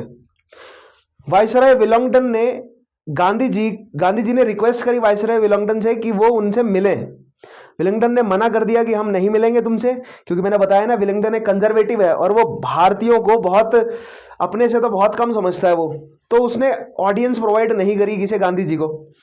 इनफैक्ट गांधी जी को अरेस्ट करवा लिया गया 4 जनवरी 1932 को। गांधी जी के अरेस्ट होते ही मूवमेंट ने जो है वो तेजी पकड़ ली और पिछली बार की तरह इस बार परप्लेक्स्ड और कंफ्यूज्ड नहीं थे अंग्रेज। इस बार अंग्रेजों के पास एक पॉलिसी तैयार थी और वो पॉलिसी थी दमन की। पिछली बार इरविन ने दमन नहीं किया था, बड़े लेवल पर नहीं किया था। जरूर ऐसा है कि पुलिस ने पीटा था लोगों को, मारा भी था लोगों को, लेकिन जो second phase of civil disobedience movement में जो दमन दिखा अंग्रेजों का, वो बहुत भयानक दमन था। वो वही वार्निंग थी जो इरविन ने गांधी इरविन पैक्ट के समय गांधी जी को दी थी वार्निंग, कि अगर मैं चाहूं तो बहुत भीषण तरीके से सप्रेस कर सकता हूं आपके मूवमेंट को। वो विलिंगडन ने करके दिखाया। सिविल मार्शल लॉ उसको कहा गया। सिविल मार्शल लॉ लगा जनता के ऊपर और बहुत बुरी तरीके से पीटा गया, लोगों को मारा गया बर्बरता से, गोलियां ओपन फायरिंग की गई लोगों के ऊपर, बहुत बड़ी संख्या में जेल में ठूसा गया लोगों को। जेल में भारतीयों की हालत जो है वो बहुत बिगाड़ दी उन्होंने, खाने को नहीं दिया, खासकर महिलाओं की हालत जेल में बहुत बद से बदतर कर दी। ये एग्जाम्पल सेट करने के लिए कि महिलाएं जो हैं वो इस तरह के सिविल एजिटेशन से ना जुड़े। राइट, आप खुद ही इमेजिन कर सकते हैं कि जेल में ऐसी क्या क्या कंडीशंस बन सकती हैं जिससे महिलाओं का जीवन बद से बदतर हो जाए। राइट, अपनी इमेजिनेशन को थोड़ा इंक्रीज कीजिए और सोचने की कोशिश कीजिए कि ऐसी क्या हालत बनी होंगी। उसके अलावा कांग्रेस और उसके अलावा जितनी भी ऐसी ऑर्गेनाइजेशंस हैं उनको बैन कर दिया गया। अरेस्ट किए गए लगभग शुरुआती 4 महीनों में लगभग 80,000 अरेस्ट हुए। जितने भी लीडर्स हैं इंपॉर्टेंट, सबको अरेस्ट कर लिया गया। जितने भी लोगों ने टैक्स नहीं दे रहे थे उन सबकी प्रॉपर्टीज को कन्फिस्केट किया गया। गांधी जी के जितने भी आश्रम थे उनको धरा गया, ठीक है, उनको पुलिस ने अपने कंट्रोल में लिया। कांग्रेस के जितने भी ऑफिसेज थे या इस तरह की जो भी पार्टीज थी जो अंग्रेजों के खिलाफ थे, उन सब के ऑफिसेज को अपने कंट्रोल में लिया। उन सब नेताओं की जितनी भी प्राइवेट प्रॉपर्टीज थी उन सबको कन्फिस्केट किया। दैट मीन्स जो विद्रोह या मूवमेंट है वो चलता है इकोनॉमिक जोर पे, है ना, और अगर आप इकोनॉमी काट दोगे तो विद्रोह जो है वो लड़खड़ा जाएगा। ठीक है, सो वही जो है वो अंग्रेजों ने करने की कोशिश करी कि सबसे पहले अरेस्ट करो सबको, जनता को लीडरलेस करो।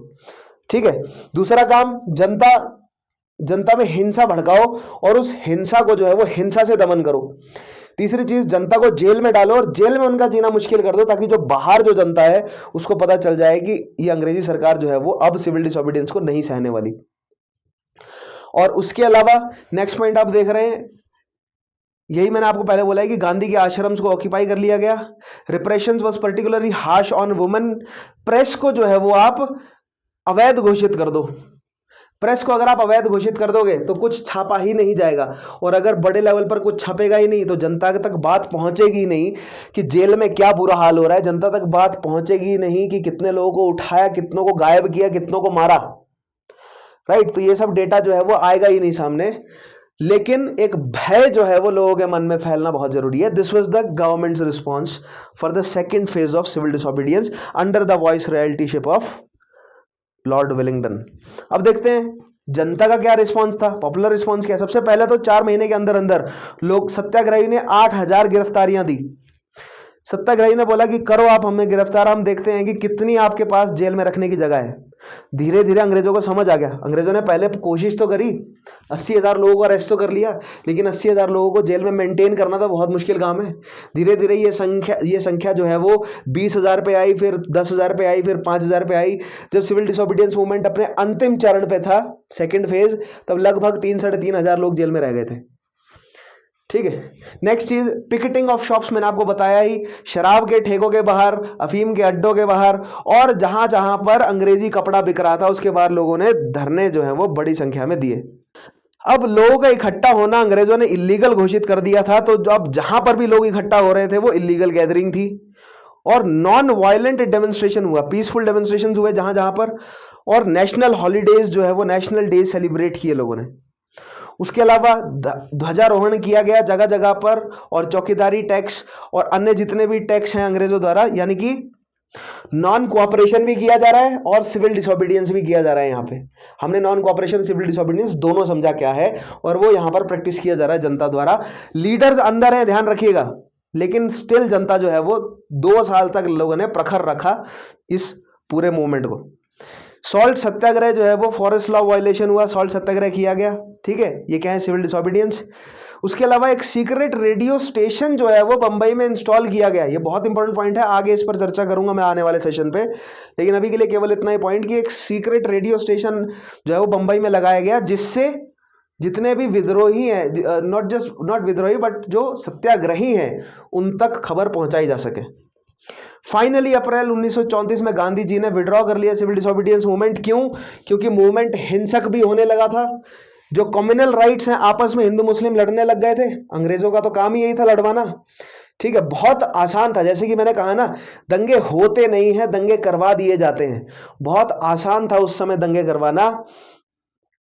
जो ये काउ स्लॉटरिंग और जो पिग स्लॉटरिंग का जो मामला है, कि काउ स्लॉटरिंग जो है वो अगर आप हिंदू के मोहल्ले में कर देंगे तो वहां पर हिंदू भड़क जाएंगे, और अगर आप पिग स्लॉटरिंग अगर आप मुस्लिम मोहल्ले में कर देंगे तो वहां पर मुस्लिम भड़क जाएंगे। तो ये जो बहुत बेसिक फंडा है, अंग्रेजों को बहुत पहले ही समझ आ गया था। मैंने आपको बोला ना, एशियाटिक सोसाइटी ऑफ बंगाल, भारत के इतिहास को जाना वॉरेन हेस्टिंग्स ने, ठीक है, ओरिएंटलिस्ट इतिहासकारों ने, विलियम जोन्स। मैं आगे आऊँगा इस सेशन पे, आपको समझाऊंगा कि कैसे इन्होंने भारत के इतिहास को स्टडी किया। पिछले सेशन में मैंने आपको बताया भी कि किस तरह गढ़वाल राइफल्स ने पठानियों पर गोली चलाने से मना की, जबकि पठानियों ने जो है वो 1194 में चंदावर के युद्ध में उन्हें हराया था। इतना पुराना इतिहास अंग्रेजों ने यूज किया, राइट। तो यही इसी बेसिस पर अंग्रेजों ने बहुत दंगे कराए, और उन सब सिचुएशंस के अंडर गांधी जी को समझ आ गया था कि अब सिविल डिसोबीडियंस को वापस लेने का समय आ गया है। 1934 में सिविल डिसोबीडियंस को वापस ले लिया गया, सेकेंड फेज को। इसके बाद, इसी के दौरान, नॉट बाद लेकिन इसी के दौरान, अंग्रेज भी चुप नहीं है। 16 अगस्त 1932 को British prime minister Ramsay MacDonald ने कम्युनल अवार्ड की घोषणा करी। अब कम्युनल अवार्ड क्या है? कम्युनल अवार्ड किसी तरीके का अवार्ड या ट्रॉफी नहीं है। कम्युनल अवार्ड क्या है? कम्युनल अवार्ड के अंदर जो है वो separate representation, not representation but separate electorates provide किए गए। आइए देखते हैं इन पॉइंट्स के माध्यम से।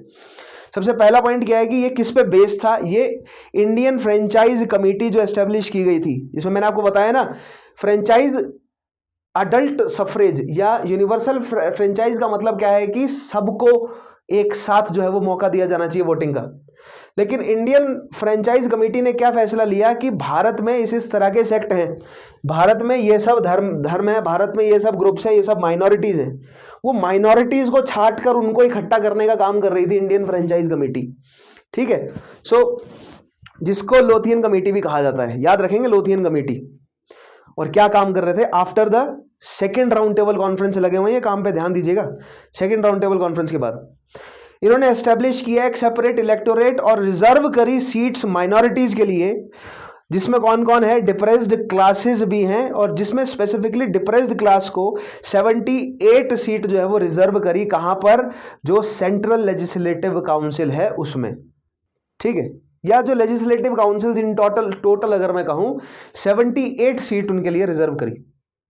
ठीक है, यहां पर सेपरेट इलेक्टोरेट किस किस को दिए गए, देखिए आप next point, separate electorate for Muslim, European, Sikh, Indian Christians, Anglo Indians, depress classes and even the Marathas for some seats in Bombay.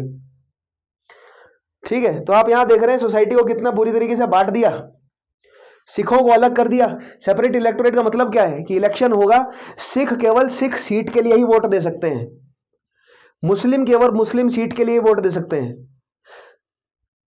दलित केवल दलित सीट के लिए ही वोट देंगे, बंबई के कुछ क्षेत्र में मराठा केवल मराठा सीट के लिए ही वोट देंगे।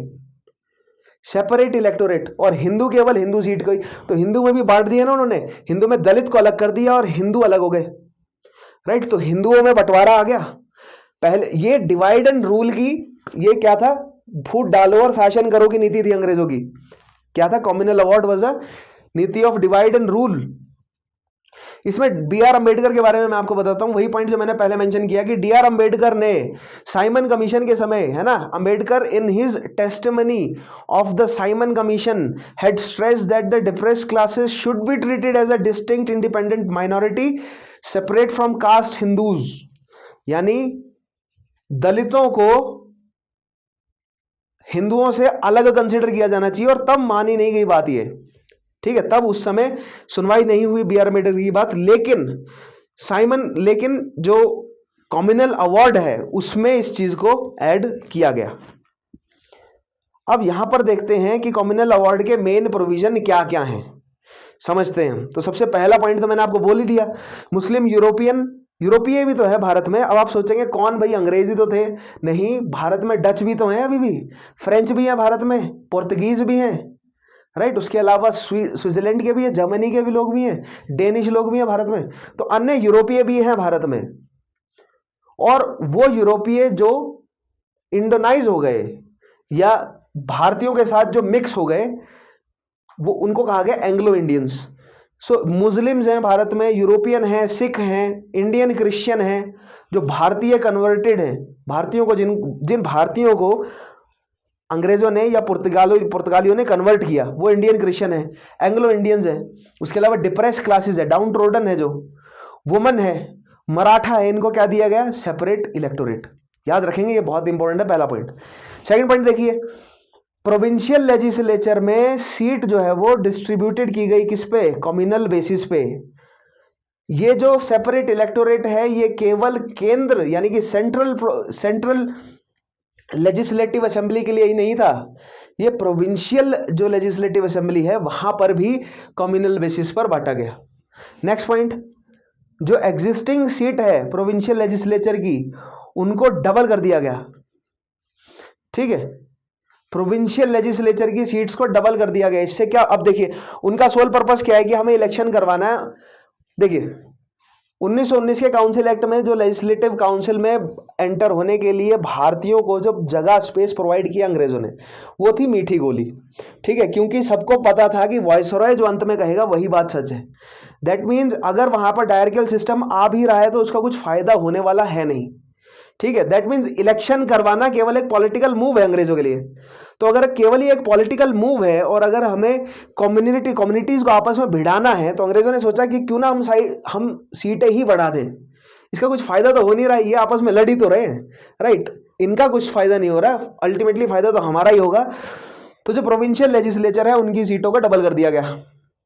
मुस्लिम्स की बात करें, wherever they were in minority were to be granted a weightage, जहां पर भी मुस्लिम माइनॉरिटी में हो वहां पर मुस्लिम्स को देनी पड़ेगी आपको सेपरेट इलेक्टोरेट। उसके अलावा नॉर्थ वेस्ट फ्रंटियर में जहां पर मुस्लिम डोमिनेशन में है वहां पर महिलाओं को 3% सीट जो है वो रिजर्व रहेगी, ठीक है, समझ रहे हैं आप। अब यहां पर मुस्लिम में भी इन्होंने मुस्लिम्स को भी आपस में लड़ाना शुरू कर दिया। अब मुस्लिम्स में अपनी महिलाओं को समाज में बहुत दबा के और छुपा के रखा है, और अगर मुस्लिम महिलाओं को सेपरेट इलेक्टोरेट मिल रहा है, ठीक है, इसका मतलब वहां का मुस्लिम जो समाज है वो भी लड़ेगा आपस में, ठीक। तो मुस्लिम समाज को भी आपस में लड़ाया गया। इसका मतलब ये नहीं है कि मुस्लिम रूलिंग क्लास की महिलाएं भी ये सब बात मानती होंगी। एक बात अपने जहन में बिठा लीजिए आज बहुत गहरे मन में अपने, कि ये जो कानून जो भी उस समय के जितने भी कानून बने ना, ये मेडिवल पीरियड के जो अर्ली मॉडर्न पीरियड है, सबके जो कानून है ये मुख्यतः है रूलिंग क्लास जो है ना, जो ऐसी ऐसी जो क्लास, ऐसा तबका जो है सोसाइटी का, जो बाकियों पर राज कर रहा है, उन पर लागू नहीं हुआ कुछ भी। उन्होंने अपनी मनमर्जी करी। अगर रजिया को सुल्तान बनाना था इल्तुतमिश को, तो उसने बनाया, और रजिया को अगर सुल्तान बनना था, वो सुल्ताना बन के बैठी। ठीक है, अगर बेगम हजरत महल ने गद्दी संभालनी थी तो संभाली, राइट। उसके अलावा नॉट जस्ट मुस्लिम समाज, झांसी की रानी लक्ष्मीबाई अगर गद्दी पर बैठना था तो बैठे, एडमिनिस्ट्रेशन चलाया महिलाओं ने। तो वही वही कह रहा हूं, ये जो समाज के कानून है, ये रूलिंग क्लास के ऊपर लागू नहीं होते, जनता भिड़ती है आपस में इन सब कानूनों को लेकर। ठीक है, इनफैक्ट जनता, मैंने आपको बोला ना, 99% को ही कंट्रोल करने के लिए बनाए जाते हैं सब ये कानून। 1% जितने भी रूलिंग क्लास है उनके द्वारा, उनको कोई फर्क नहीं पड़ रहा, उनके पास शक्ति है, उनके पास पैसा है, राइट। वो रास्ता ढूंढ लेंगे। जो सिस्टम डिजाइंड है उसमें फंस जाता है आम इंसान।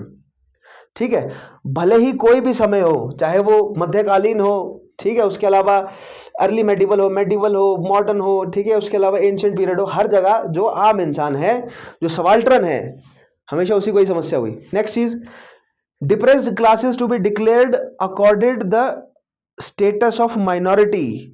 डिप्रेस्ड क्लासेस को माइनॉरिटी का स्टेटस जो है वो दिया जाए, बहुत इंपॉर्टेंट। नेक्स्ट चीज, depressed classes were to get double vote, one to be used through separate electorate and other to be used in general electorates। दो वोट दिए जाएं। अब यहां पर जनरल इलेक्टोरेट क्या है समझिएगा। अब अगर एक दलित है, अगर उसका धर्म पूछेंगे तो वो है तो हिंदू, राइट। और अगर उसको आप एक सेपरेट इलेक्टोरेट दे देंगे तो दैट मीन्स वो दलित सीट पे भी वोट कर सकता है, लेकिन वो हिंदू भी है तो वो हिंदू सीट पे भी वोट कर सकता है। दैट मीन्स एक दलित के पास कितने वोट हो गए, 2 वोट हो गए ना। ठीक है, तो इन 2 वोटों को किस तरह यूज किया फिर अंग्रेजों ने अपने फायदे के लिए, आगे आने वाले सेशन में आपको मैं बताऊंगा। जो 37 के इलेक्शन हुए उसमें कैसे जो है वो दलितों का नुकसान ही हुआ इस चीज से।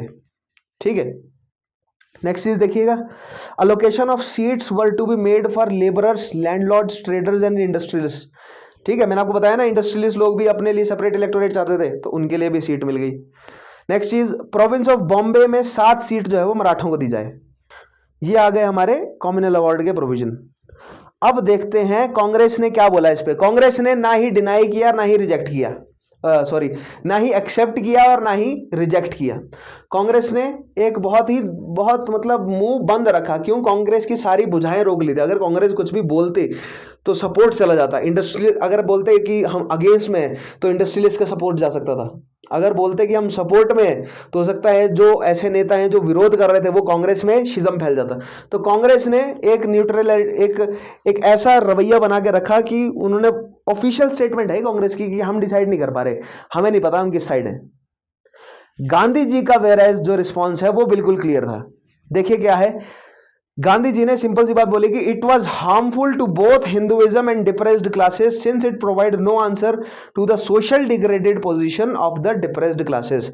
दैट मीन्स आप सेपरेट इलेक्टोरेट तो दे रहे हैं लेकिन उनकी सोशल हालात उससे सुधर नहीं रहे। आप सेपरेट इलेक्टोरेट जो दे रहे हैं, जो पावरफुल हिंदू सेक्ट है वो सेपरेट इलेक्टोरेट का फायदा उठाएगा आगे चलकर।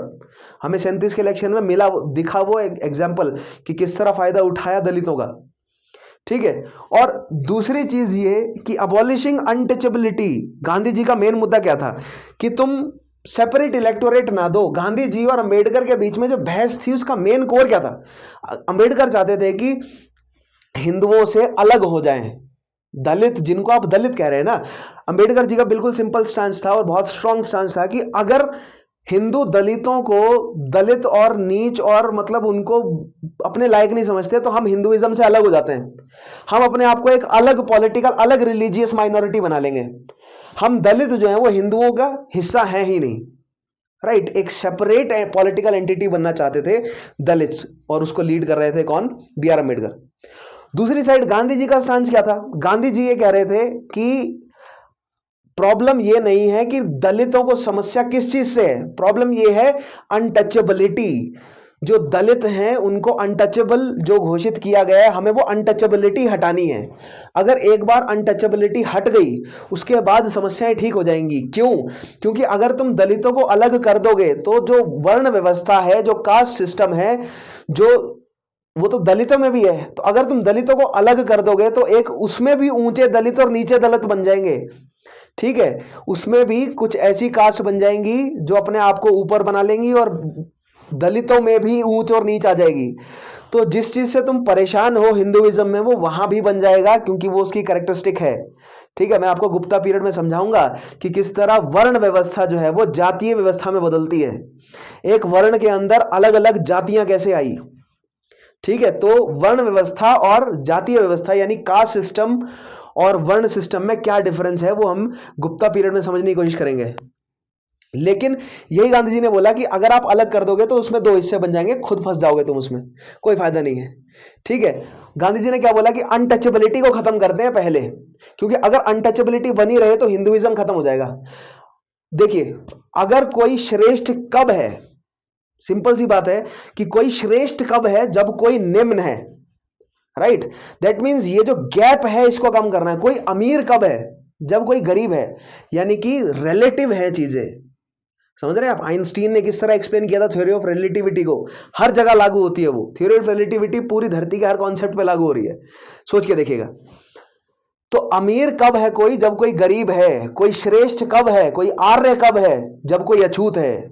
राइट, तो अगर आप अनटचेबिलिटी हटा दोगे तो आर्य अपने आप हट जाएगा और ये जो सोशल गैप है ये कम हो जाएगा। ये थ्योरी थी गांधी जी की। अगर अंबेडकर अलग कर दे सेक्ट को, दलितों को अगर अलग कर दें तो दलितों में भी ऊंच नीच बन जाएगी, जो कि ऑलरेडी है। आप समाज को स्टडी कीजिए, जो इस समय का जो अभी जिसको अंबेडकर ने दलित कहा वही बाद में शेड्यूल्ड कास्ट बना। अगर शेड्यूल्ड कास्ट सोसाइटी को अगर हम स्टडी करें तो उसमें भी अलग अलग वर्ग हैं। शेड्यूल्ड कास्ट लोग भी आपस में बोलते हैं कि हम ऊंची जात और ये नीची जात। राइट, आज भी हो रहा है ये कुरीति आज भी चली जा रही है, लोग उलझे हुए हैं इसमें। और जिन लोगों ने ये सिस्टम बनाया वो लोग फायदा उठा के कब के चले भी गए हैं। उन्होंने ऐसा सिस्टम बना दिया है वो पिछले 2-2.5 हजार साल से चला हुआ है बहुत, और पूरी जनता सब उलझी हुई है। आगे मैं आपको समझाऊंगा। राइट, हिस्टोरिक मैं आपको मैं सिर्फ थ्योरी के माध्यम से नहीं, मैं आपको आर्कियोलॉजिकल एविडेंसेस के माध्यम से भी थी। मैंने बोला था ना पिछले सेशन में कि धीरे धीरे मैं साइटेशंस देना शुरू करूंगा आपको कि ये मैंने कहां से उठाया फैक्ट। राइट, इतिहासकारों के नाम, उनकी किताबें और साइटेशंस देना शुरू करूंगा। वो मैं धीरे धीरे जब एडवांस करूंगा ऐसे बच्चों के लिए जो ऑप्शनल देना चाहते हैं इतिहास में, या जीएस के लिए थॉरो तैयारी करना चाहते हैं, तो आंसर राइटिंग में आपको सोर्सेज मेंशन करने पड़ते हैं थोड़े से ज्यादा मार्क्स लेने के लिए, तो वहां पर हम खेलेंगे वो गेम। ठीक है, नेक्स्ट पॉइंट देखते हैं गांधी जी के रिस्पॉन्स में। अगली चीज मैंने आपको बोला ना, गांधी जी ने क्या बोला कि depressed classes be elected through joint and if possible a wider electorate through universal franchise while expressing no objection to the demand for a larger number of reserve seat. Gandhi ji ने बोला कि रिजर्वेशन दे दो, कोई दिक्कत नहीं है। इनफैक्ट रिजर्वेशन यहां पर सॉल्यूशन हो सकता है, जो कि मॉडर्न डे रिजर्वेशन के फॉर्म में कन्वर्ट हुआ। यही गांधी जी का जो थॉट था, यही मॉडर्न डे जो प्रेजेंट डे रिजर्वेशन है इसी के लिए ही नींव थी ये। गांधी जी ने बोला कि एक यूनिवर्सल एडल्ट फ्रेंचाइज रहेगा पूरे हिंदुओं के लिए, एक जर्नल रहेगा, कोई अलग अलग नहीं, मतलब दलितों को अलग नहीं करना है। राइट, एक साथ ही मिला के करो, लेकिन आप दलितों को रिजर्वेशन ज्यादा दे दो। दैट मीन्स दलितों के लीडर जो है वो ज्यादा खड़े कर दो, लेकिन उसके लिए वोटिंग जो है वो सब करें। ठीक है, जर्नल वोटिंग हो, अडल्ट फ्रेंचाइज पे, यूनिवर्सल अडल्ट फ्रेंचाइज पे बेस्ड वोटिंग हो। उसके बाद अब अपनी बात को मनवाने के लिए गांधी जी सितंबर 20, 1932 में फास्ट पे गए, और उनके फास्ट के चलते जो है वो बहुत नेता और अंग्रेज परेशान कि अगर मर गए गांधी जी जेल में तब तो बहुत बड़ी समस्या हो जाएगी। ठीक है, सभी नेता परेशान, अगर गांधी जी इस कॉज को लेकर मर गए तो सिस्टम उथल पुथल हो जाएगा, भारत का बहुत हिंसा हो जाएगी। ठीक है, तो गांधी जी की बात को मनाने के लिए लीडर्स ने, B R Ambedkar, M C Raja और मदन मोहन मालवीय ने, तीनों ने बैठकर जो है वो पूना पैक्ट किया। आइए अब हम समझते हैं कि वो पूना पैक्ट क्या था। पूना पैक्ट को साइन किया बी आर अंबेडकर ने डिप्रेस क्लासेस के बिहाफ पे 24 सितंबर 1932 में पूना में ये हुआ ऑब्वियसली, जिसमें सेपरेट इलेक्टोरेट के आइडिया को हटा दिया गया कि अब दलितों के लिए कोई सेपरेट इलेक्टोरेट नहीं है, दलित जो है वो हिंदुओं के साथ जुड़कर ही जर्नली जो है वो वोट करें। इसका मतलब ये नहीं है कि बाकी सेपरेट इलेक्टोरेट नहीं है, दलित और हिंदू जुड़ गए वापस। उसके अलावा इस मुस्लिम अलग हैं, महिलाएं अलग हैं, सिख अलग हैं, क्रिश्चियन अलग हैं, एंग्लो इंडियंस अलग हैं, यूरोपियंस अलग हैं, इन सब के लिए सेपरेट इलेक्टोरेट है, लेकिन हिंदुओं में अभी एक हो गए। नेक्स्ट चीज, जैसे कि गांधी जी ने बोला भी था कि रिजर्वेशन बढ़ा दी जाए, तो 71 से 147 कर दी गई सीट बढ़ाकर। ठीक है, नेक्स्ट चीज, Poona pact was accepted by the government, और गवर्नमेंट ने कैसे एक्सेप्ट किया कि जो कम्युनल अवार्ड है रेमसे के, उसमें भारतीयों के द्वारा जो चेंज किया गया उसके तौर पे पूना पैक्ट को एक्सेप्ट किया। दैट मींस अंग्रेजी सरकार के लिए Poona pact is the final form of communal award. Communal award जो पूरा रेटिफाई, जो फाइनली रेटिफाई हुआ है, वो फॉर्म जो है वो क्या है, पूना पैक्ट अंग्रेजों के लिए कम्युनल अवार्ड, राइट। और भारतीयों के लिए क्या था, सेपरेट इलेक्टोरेट, दलितों का हट गया। अब इसका असर जो है वो क्या पड़ा, impact of Poona pact on Dalit, ये हमें समझना है, बहुत इंपॉर्टेंट चीज है। सबसे पहला point, the pact made the depressed classes political tools which could be used by majoritarian caste Hindu organisations. अब मैं आपको बताता हूं कि किस तरह पॉलिटिसाइज किया गया इस मुद्दे को। अब मान लीजिए दलित नेताओं को रिजर्वेशन प्रोवाइड कर दी गई, ठीक है, दैट मीन्स अब दलित नेता जो है वो लड़ सकते हैं, लेकिन उस पर वोट कौन डालेगा, सभी डाल सकते हैं उस सीट पे, ठीक है। दैट मीन्स अगर मान लीजिए कि किसी जो मेजॉरिटी किसके पास है, जो अपर कास्ट हिंदू हैं उनके पास, राइट, या जो कास्ट हिंदू बोले, अपर और लोअर की तो यहां पर वर्ड ही नहीं यूज किया गया, यहां पर कास्ट हिंदू और दलित की बात की गई है, ठीक है। जो कास्ट हिंदू है उनके पास मेजॉरिटी भी है, उनके पास पैसा भी है, उनके पास रिसोर्सेज भी हैं। दैट मीन्स अब वो दलित नेताओं को खरीद सकते हैं। दैट मीन्स अपनी कठपुतली बनाकर वो अब दलित नेताओं को इलेक्शन में लड़वा रहे हैं और उनको जितवा रहे हैं। दैट मीन्स यहां पर हुआ क्या, जो 37 के इलेक्शन हम देखेंगे, गवर्नमेंट ऑफ इंडिया एक्ट 35 के आने के बाद जो इलेक्शन होंगे ना, प्रोविंशियल इलेक्शंस, उसमें मैं आपको समझाऊंगा कि किस तरह दलितों को कठपुतली की तरह इस्तेमाल किया गया। और यही वार्निंग पहले गांधी जी भी दे रहे थे। Gandhi ji was not happy with the Poona pact, ठीक है, गांधी जी पूना पैक्ट से हैप्पी नहीं थे, और अंबेडकर को भी झुकना पड़ा था, ठीक है। दोनों साइड जो है वो खुश नहीं थे लोग, ना ही अंबेडकर की तरफ से पूरी सेटिस्फेक्शन थी पूना पैक्ट को लेकर, ना ही गांधी जी की तरफ से।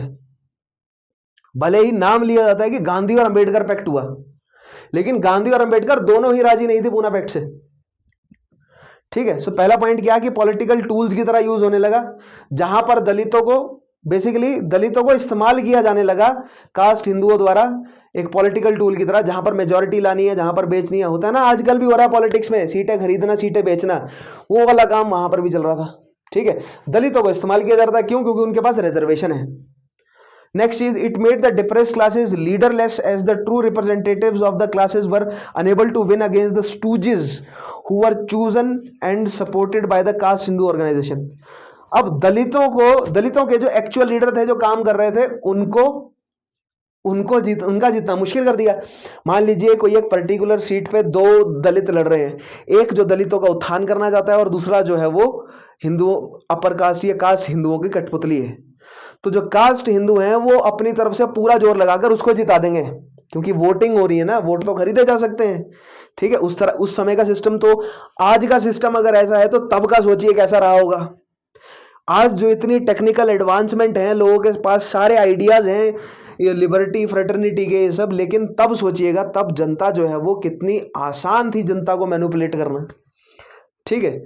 तो जो काम जो कर्मनिष्ठ जो लोग थे, जो लीडर्स थे किसके, दलितों के, उनको शक्ति में नहीं आने दिया गया, ठीक है। Next point, this led to the depressed classes to submit to the status quo in political, ideological and cultural fields and not being able to develop independent and genuine leadership to fight the Brahmanical order. हुआ ये कि जो Brahminical order है उससे जीत ही नहीं पाए, ना ही वो एक पॉलिटिकल स्ट्रेंथ गेन कर पाए, ना ही वो अपने कल्चर को इंप्रूव कर पाए, कोई फायदा नहीं हुआ उससे, ठीक है। नेक्स्ट चीज, it subordinated the depressed classes into being part of Hindu social order by denying them a separate and distinct existence. Next चीज, जो सेपरेट इलेक्टोरेट नहीं मिला, तो जो बी आर अम्बेडकर साहब चाहते थे कि हम दलितों को अलग कर लेंगे और फिर उनमें सुधार कर देंगे। जहां पर गांधी जी ने एक एस्टिमेशन दिया था कि दलितों में भी ऊंच नीच आ जाएगा, उसका जवाब बी आर अम्बेडकर साहब ने कैसे दिया था कि जब तक हम बैठे हम ऐसी पॉलिसीज क्रिएट करेंगे कि वो ना हो, राइट, एटलीस्ट ब्राह्मणिकल जो डोमिनेंस है उससे तो दूर हो जाएं। उसके बाद वो सेकेंडरी प्रॉब्लम है उसको हम सॉल्व कर लेंगे। प्राइमरी प्रॉब्लम क्या है, जो हिंदू जो धर्म है उसमें जो ब्राह्मणिकल डोमिनेशन है, जो वर्ण व्यवस्था है, उसकी वजह से दलित जो पिसे हुए हैं उससे उनको बाहर निकालना है, राइट। वो नहीं हो सका, सेपरेट इलेक्टोरेट भी मिल गया, ब्राह्मणों और ज्यादा खींच के अब और ज्यादा उन्होंने प्रेशर डाला किस पे, दलितों पे। क्यों? क्योंकि अब तुम्हारे पास सेपरेट इलेक्टोरेट भी है और पहले तुम अलग होना चाह रहे थे, अब हमारे साथ हो तो अब हम तुम पे और प्रेशर डालेंगे। तो हालात उनके और बिगड़े सुधरने के बजाय, ठीक है। 1947 तक B R Ambedkar was not good with, he was not right with this, Poona pact के साथ नहीं थे। 47 में जाकर जो है वो कॉन्स्टिट्यूएंट असेंबली में जब उनको बिठाया गया और उन्होंने जब ड्राफ्ट करवाया है ड्राफ्टिंग कमेटी का हेड बन के, तब जाकर उन्होंने अपने हिसाब से कानून बनवाए, तब जाके उनकी आत्मा को मिली शांति अम्बेडकर साहब की, जब वो खुद उन्होंने काम किया बगैर किसी बंदिश के, ठीक है। Next point, the Poona pact perhaps put obstructions in the way of an ideal society based on equality, liberty, fraternity and justice. Obviously equality तो रही ही नहीं, सेपरेट इलेक्टोरेट जहां तक है वहां जब है तब तक इक्वालिटी नहीं है। और लास्ट पॉइंट है, by denying to recognise Dalit as a separate and distinct element in the national life, it preempted the rights and safeguards for the Dalits in the Constitution of Independent India। क्या मतलब बना इसका?